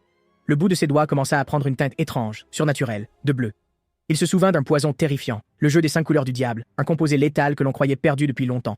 Ceux qui étaient empoisonnés manifesteraient 5 couleurs sur leur corps à mesure que le mal progressait. Il repensa au moment où la lame de Caïn avait transpercé sa peau. Cet homme avait-il enduit la lame de poison? La peur de la mort le saisit. Il devait absolument trouver un antidote, et ce, tout de suite. Il fonça à travers les fourrés, son souffle devenant plus haletant à chaque pas. Alors une voix féminine et froide lui parvint des ténèbres devant lui. Elle dit qu'elle avait enfin trouvé le misérable qui avait commis ces crimes, et s'était enfui. Les yeux de Sheila s'écarquillèrent d'horreur, reconnaissant Célina. Il n'eut pas le temps de supplier. Sa lame balaya sa gorge, tel un éclair. Célina rengaina l'épée, leva les yeux vers la lune suspendue au bord du ciel. Elle était venue spécifiquement pour le village de Sénar. 10 ans s'étaient écoulés depuis cette nuit. Durant ces 10 ans, elle avait parcouru le continent à travers d'innombrables batailles et épreuves. Ses exploits accomplis furent reconnus et le monde en vint à l'appeler l'épée céleste. Elle avait aussi réussi à restaurer l'héritage de sa famille, mais ce jour-là restait une entrave à son âme. La dette qu'elle devait et la culpabilité qu'elle portait, pas un seul jour en 10 ans ne les avait émoussés. Suivant les indications de l'aubergiste, elle découvrit la cabane au cœur de la forêt. Debout devant la porte, elle fut surprise de ressentir une nervosité qu'elle n'avait pas connue depuis des années. Vivait-il vraiment dans un endroit aussi reculé? Elle prit une lente inspiration, leva la main et frappa doucement à la porte en bois. À l'intérieur, Caïn était assis près du feu, se réchauffant. Il avait passé des jours à être tourmenté par Arliss et ses tentatives culinaires désastreuses. Son corps entier était à bout. Au cou, il supposa que la fille pénible était revenue. Il se préparait déjà à lui faire une sévère réprimande, quand il réalisa que les pas n'étaient pas les siens. Il tourna la tête avec une certaine perplexité et vit une femme inconnue aux cheveux d'or franchir le seuil. En un seul coup d'œil, tous ses instincts de méchant lui hurlèrent que c'était une véritable héroïne. Sa présence était acérée et inflexible. Il tentait de se rassurer, se disant qu'elle n'était pas venue pour se venger, quand elle prit la parole. Elle déclara que 10 ans s'étaient écoulés depuis ce jour. Caïn gémit intérieurement. Quelle rancune peut-on bien entretenir pendant 10 années entières? Attendez, 10 ans. Un souvenir flou s'est soudainement éclairci. Il réalisa avec un sursaut que c'était le 3e nom sur sa liste de gens dangereux, ce monstre. La peur lui glaça le sang, mais il se força à rester calme et demanda pourquoi elle était venue. Célina marqua une pause. Elle ne pouvait pas simplement dire qu'elle était venue rendre un service. Finalement, elle a dit qu'elle venait régler une dette qu'elle avait depuis 10 ans. Au moment où elle l'a dit, sa main s'est posée sur la garde de son arme. L'âme de Caïn faillit quitter son corps. Elle allait le tuer après tout. Il s'est empressé de gagner du temps en commentant d'une voix raide que c'était une belle épée. Célina a répondu que l'épée venait de lui il y a 10 ans. Caïn fut de plus en plus effrayé. L'avoir gardé si poli pendant 10 ans, à quel point son attachement devait-il être profond? Célina réalisa que cette épée avait à la fois lié et rompu le fil entre eux. Maintenant que tout le reste était terminé, seule cette chose demeurait. Elle leva l'épée, résolue à lui offrir la vie qui avait été sauvée 10 ans auparavant. Au moment où la lame capta la lumière, l'instinct de survie de Caïn éclata, et il cria. Il a dit qu'un mort n'était utile à personne. Seuls les vivants pouvaient demander le pardon. Le mouvement de Célina s'est arrêté. Elle a demandé comment les vivants étaient censés le trouver.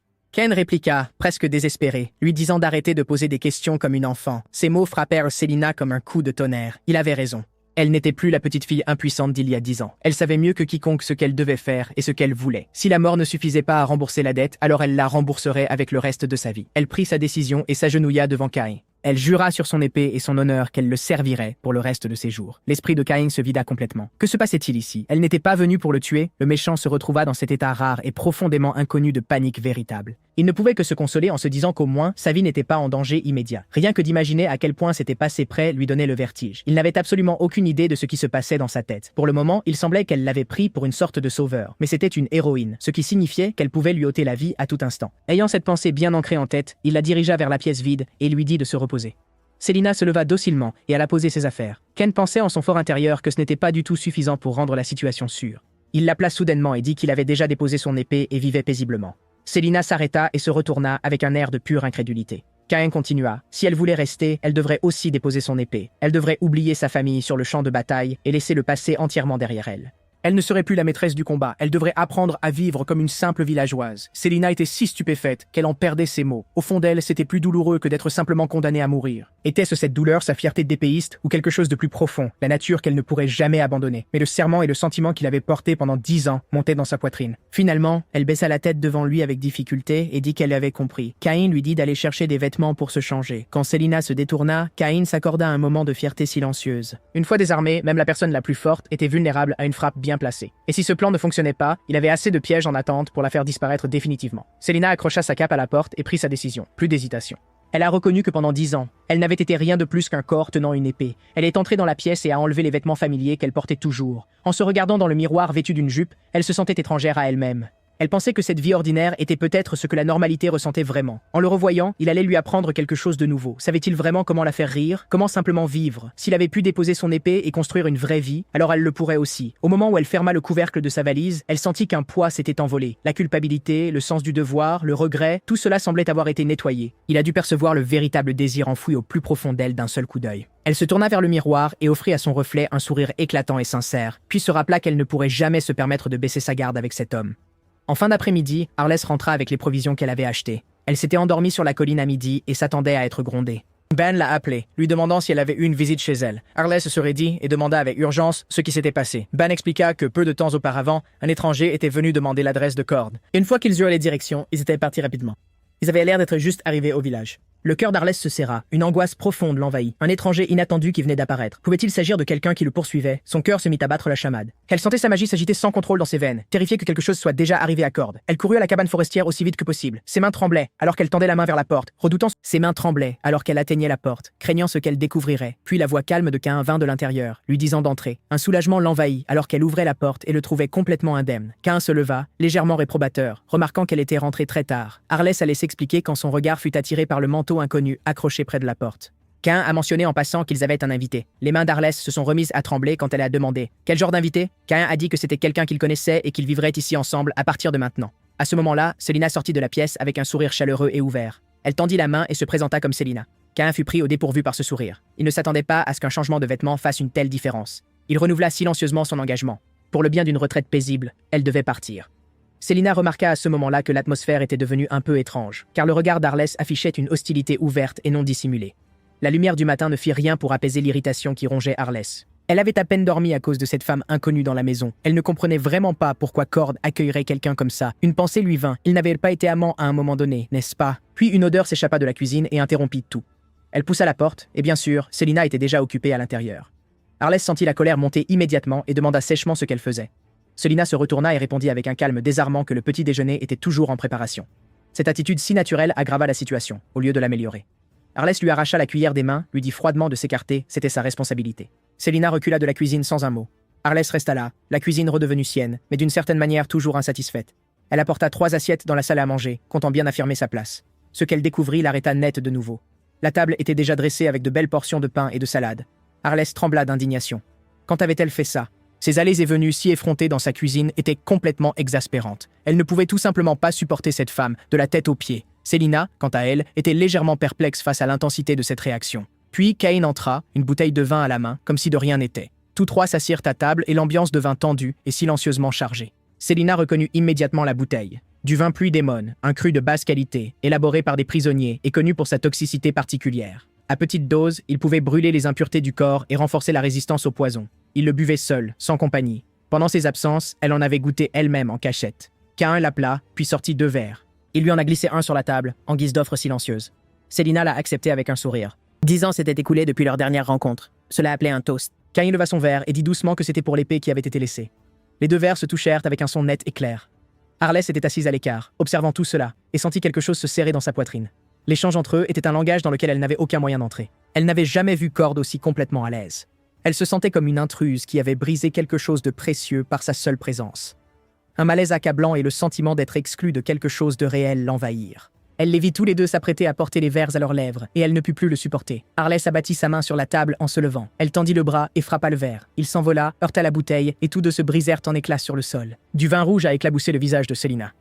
Arlès se tenait là, tremblante, pleine d'une douleur qu'elle ne pouvait exprimer, et Cain tremblait d'une fureur qu'il pouvait à peine contenir, hurlant intérieurement. Son plan d'empoisonnement propre et efficace venait de s'effondrer complètement. Pour un méchant de troisième ordre aguerri, l'échec n'était pas nouveau, mais sa vraie douleur venait d'ailleurs. Le poison qu'il avait utilisé était les larmes inestimables du dragon enragé, un composé létal de qualité suprême capable de tuer un dragon, et cela lui avait coûté toutes ses économies de retraite. Il avait dépensé quelque chose d'aussi précieux, et cette fille venait de tout gâcher. Il avait même bu une petite quantité lui-même pour rendre la chose naturelle, et bien qu'il ait pris l'antidote en premier, ses entrailles lui brûlaient encore. Pour l'instant, il devait tenir bon et ne rien laisser paraître. Il a gardé son calme et a suggéré à Célina d'aller se laver le visage. Arlès était déjà malheureuse de ce qu'elle avait fait. Elle n'avait pas voulu être si destructive. Il y avait une montagne de choses qu'elle devait dire et pas un mot ne sortait. Ce vin devait avoir une signification si lourde qu'elle ne pouvait pas comprendre, car le regard dans les yeux de Cord à cet instant était complètement vide. Cain se leva brusquement et marcha vers elle. Arlès recula d'un pas, ne sachant pas ce qu'il s'apprêtait à faire. Elle regarda sa main se lever, s'attendant à ce qu'elle s'abatte violemment sur sa tête. Au lieu de cela, il la posa simplement et doucement. Ce contact léger envoya une chaleur inattendue à travers Arlès, mais le regard sur le visage de Cain à cet instant était tout sauf chaleureux. Il serrait les dents, une rage bouillonnait en lui, sans issue. Cette précieuse bouteille de vin empoisonné avait été une pièce maîtresse du plan. Il avait l'intention de la vendre sur le marché noir ensuite et de récupérer une partie des fonds.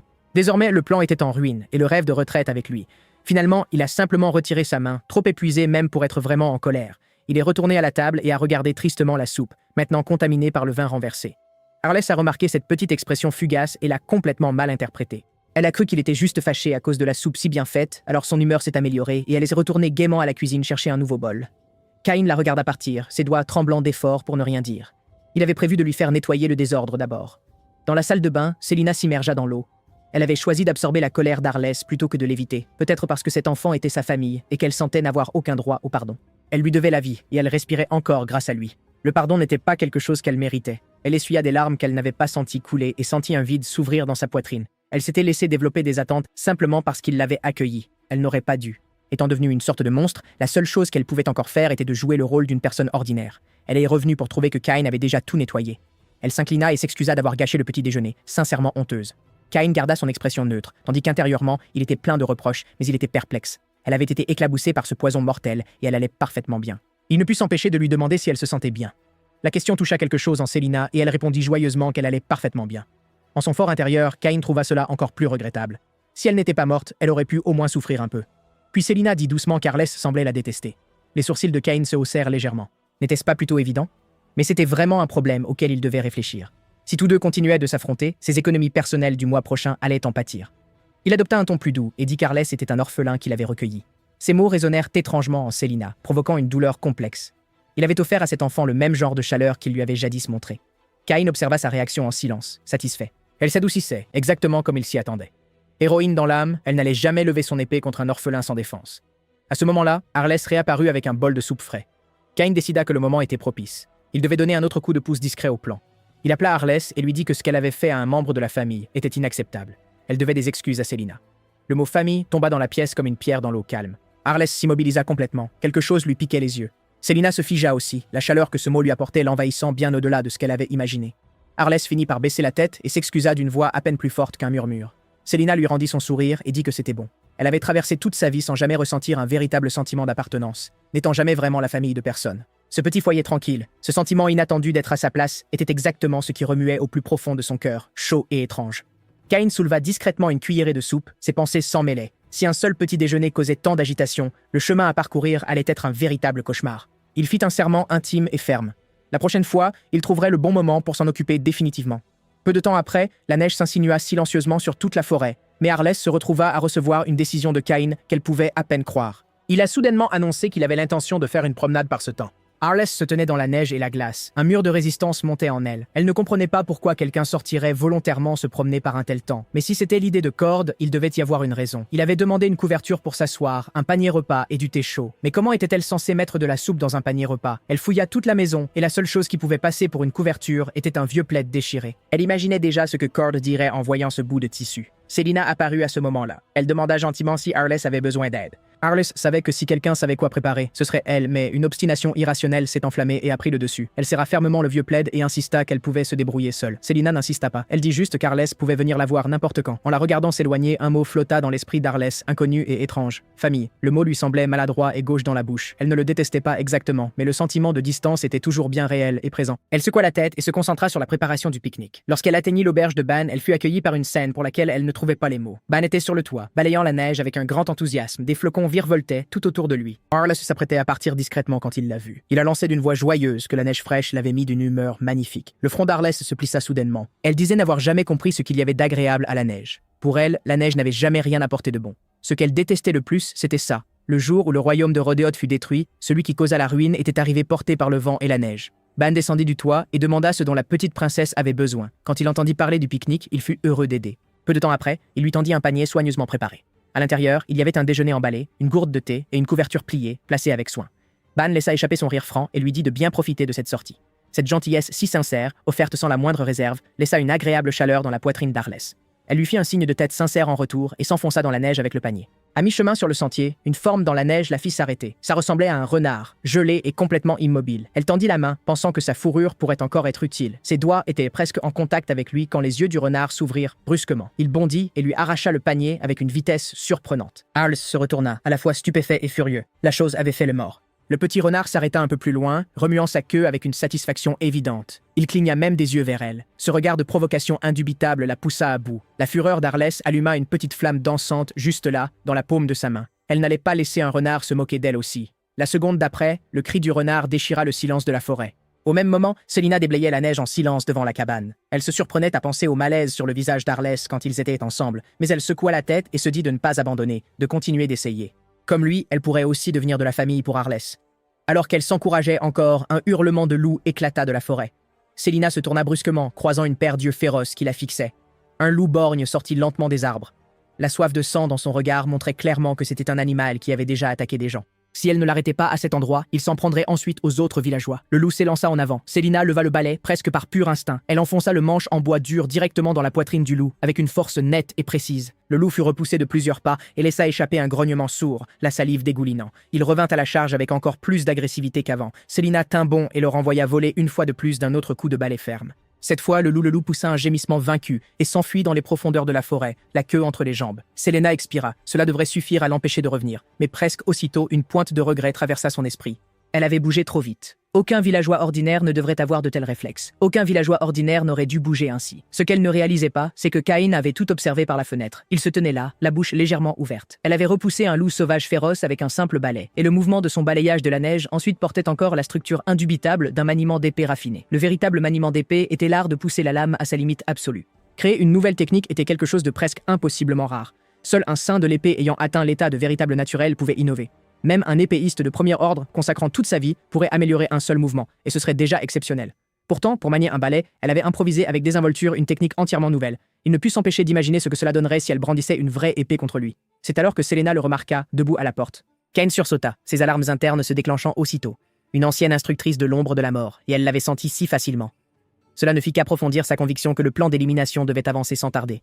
Il sortit aussitôt et suggéra d'aller se promener, demandant à Selena de se préparer. Selena a trouvé cela un peu étrange, mais elle a hoché la tête et a accepté. Cain s'est permis un sourire discret et froid. La promenade faisait toujours partie du plan. Le but était simple, tester toute l'étendue des vraies capacités de ce monstre. S'il voulait rester en vie, il devait comprendre son ennemi dans les moindres détails. Il avait déjà soigneusement disposé de nombreux pièges le long du chemin prévu à l'avance. Pour lui, cela représentait un pari réellement dangereux. La voix d'Arless interrompit ses pensées. Elle était déjà prête à partir. Il fut légèrement surpris. Elle avait préparé tout ce dont elle avait besoin. Selena déclara joyeusement qu'elle était prête, elle aussi. Cain passa en revue ses dernières vérifications, tout en procédant à une froide évaluation interne. Score de défense, 2 sur 10, et elle n'avait pas apporté d'épée, comme prévu. Il allait lui faire expérimenter de première main ce que ressentait une racine piège infernale conçue sur mesure. Dans la forêt, Arless commençait à ressentir l'effort. Elle avait toujours eu une confiance discrète en sa capacité de marcher. Maintenant, c'était elle qui fermait la marche. Elle ne pouvait pas comprendre pourquoi Cain, un épéiste de premier ordre, n'était même pas essoufflé. D'accord, elle pouvait l'accepter. Mais Selena, qui paraissait si menue et si mince, gardait le rythme sans la moindre rougeur aux joues.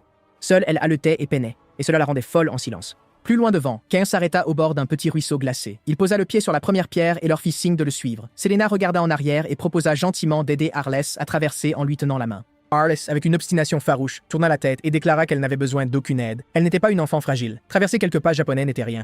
Sur ce, elle s'avança hardiment sur la pierre qui avait été trafiquée. La seconde d'après, son pied glissa sous elle. Elle était sur le point de tomber dans le ruisseau gelé quand Selena poussa un cri d'alarme aigu. Au dernier moment possible, la main de Cain jaillit et la retint fermement. Il lui demanda calmement si elle allait bien, tandis qu'une pensée de terreur le transperçait. Le cœur d'Arlès battait à tout rompre. Puis l'embarras la submergea d'un coup et elle repoussa Cain violemment. Cain trébucha en arrière, et une seule pensée désespérée envahit son esprit. C'est la fin. Ce ruisseau en particulier était l'un des pièges qu'il avait construit avec le plus grand soin. Le plan initial était qu'il traverse en premier, pour que Selena le suive sans hésitation. Quand elle poserait le pied sur la pierre du milieu, celle qui avait été préparée, il y avait 90% de chances qu'elle glisse et soit transpercée par une aiguille enduite de poison paralysant. Même si elle avait d'une manière ou d'une autre évité l'aiguille, il y avait 70% de chances qu'elle perde connaissance à cause de l'impact. Mais son piège méticuleusement conçu avait été déclenché prématurément par cette fille importune. S'il n'était pas intervenu, le piège aurait été découvert et tous les plans suivants se seraient effondrés. Il n'avait pas d'autre choix que de serrer les dents et de se jeter en avant pour la rattraper. Et puis, d'une manière ou d'une autre, la personne qu'il venait de sauver la poussait dans la rivière. Il se ressaisit et se dit « Un méchant capable s'adapte aux imprévus ». Il tenta de se contorsionner pour éviter le mécanisme qu'il avait lui-même placé là. Mais l'instant d'après, une vive piqûre le mordit à la cheville. La paralysie l'envahit instantanément. Sa vision s'obscurcit et il bascula tout droit sur les pierres glacées. À la dernière seconde, il a mordu et écrasé la capsule d'antidote qu'il avait gardée cachée dans sa joue, puis est tombé à pic dans l'eau glaciale, projetant des éclaboussures autour de lui. Le courant l'a entièrement trempé tandis qu'il se redressait lentement. Arlès était rongée par la culpabilité et l'anxiété. Elle savait qu'elle devait s'excuser immédiatement, mais les mots restaient complètement coincés dans sa gorge. Mais l'instant d'après la glaça. Selena était déjà entrée dans l'eau, tendant la main pour aider Cain à se relever. Cain se leva en silence et se redressa seul, puis traversa de l'autre côté sans un mot. Le moment où Arlès aurait dû s'excuser était déjà passé. Selena remarqua l'expression de déception silencieuse qui traversa le visage d'Arlès. Tous les trois atteignirent une clairière, et Cain déplia la couverture de pique-nique sans un mot. Arlès était pleine de culpabilité. Elle n'arrêtait pas de penser à quel point il devait avoir froid. Elle proposa d'aller chercher du bois sec à proximité. Selena dit aussitôt qu'elle l'accompagnerait. Arlès leva les yeux vers ce visage souriant et sentit quelque chose se nouer inopinément dans sa poitrine. Un sentiment qu'elle ne pouvait nommer, quelque chose comme de l'appréhension, s'accrochait à elle depuis plus tôt. Elle avait déjà pris sa décision d'essayer. Alors pourquoi quelque chose en elle voulait-il fuir chaque fois qu'elle regardait Selena? Selena offrit doucement que si Arlès n'était pas à l'aise, elle n'avait pas à se forcer. Arlès le nia obstinément et insista pour aller dans les arbres ensemble. Une fois à l'intérieur, Arlès s'arrêta brusquement de marcher, sa voix portant un soupçon de défi. Elle exigea de savoir pourquoi Selena la suivait. Selena cligna des yeux, puis offrit un petit sourire compréhensif. Elle dit qu'elle pouvait se séparer et se tourna discrètement pour se diriger vers une zone différente. Arlès réalisa que sa gêne avait été entièrement perçue, ce qui ne fit qu'aggraver ce sentiment.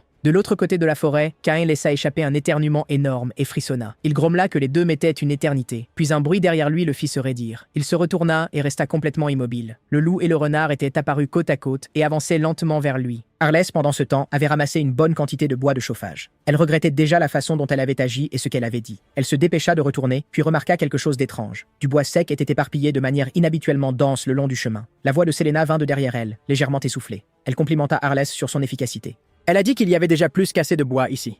Arlès comprit à cet instant. Selena avait discrètement tout laissé là pour qu'elle le trouve. Cet acte de gentillesse maladroit et sincère a touché Arlès profondément. L'étrange malaise qui l'avait poussé à vouloir s'éloigner n'était-ce pas simplement la honte de faire face à quelqu'un de purement bon? Cain reculait, un pas prudent après l'autre. Il avait adopté une posture défensive, tandis qu'intérieurement, il se lamentait qu'ils aient choisi le pire moment possible. Il pensa à Selena chassant le loup avec le balai et regretta profondément de les avoir renvoyés tous les deux. Le poison paralysant n'avait pas encore disparu. Il n'était pas en état de se battre. Heureusement, il était venu préparé. Il portait toujours sur lui une puissante poudre soporifique qui laissait une trace. Le composé se dissolvait facilement dans l'humidité et pouvait rendre une personne inconsciente en quelques secondes. Il lança la pochette de poudre sur les deux animaux aussi fort qu'il le put. Elle atterrit dans la neige. C'était déjà complètement trempé. Il se rappela soudain qu'il était resté dans l'eau avec lui quand il était tombé. Il prit conscience avec effroi qu'il allait très probablement devenir leur prochain repas. Puis, au dernier moment, les deux animaux ont brusquement tourné la tête et ont détaillé. Arlès était apparu à la lisière des arbres avec une brassée de bois de chauffage. En les voyant revenir, Cain a failli pleurer de soulagement. Et il était sauvé. Un feu fut allumé et le thé ne tarda pas à bouillir. Arlès apporta la première tasse à Cain, dont le teint n'était pas revenu. Elle hésita un instant, puis son regard se posa sur Selena, qui admirait les glaçons tout près. Elle prit son courage à deux mains et prononça son nom doucement, puis tendit l'autre tasse de thé. Selena l'accepta avec un petit air surpris. Elle la remercia et déclara que ce serait sûrement délicieux. Arlès détourna le visage, rougissante, et dit que ce n'était rien. Puis un bruit soudain la fit sursauter. Elle regarda et vit Cain assis avec un tas de neige tombé sur la tête. Une motte de terre avait glissé de la branche juste au-dessus et était tombée directement sur lui. C'était un spectacle un peu ridicule, et Arlès se mit à rire, on ne sait comment. Cette sensation qui lui emplissait la poitrine, si étrange, si chaude et si nouvelle. Elle n'y voyait aucun inconvénient.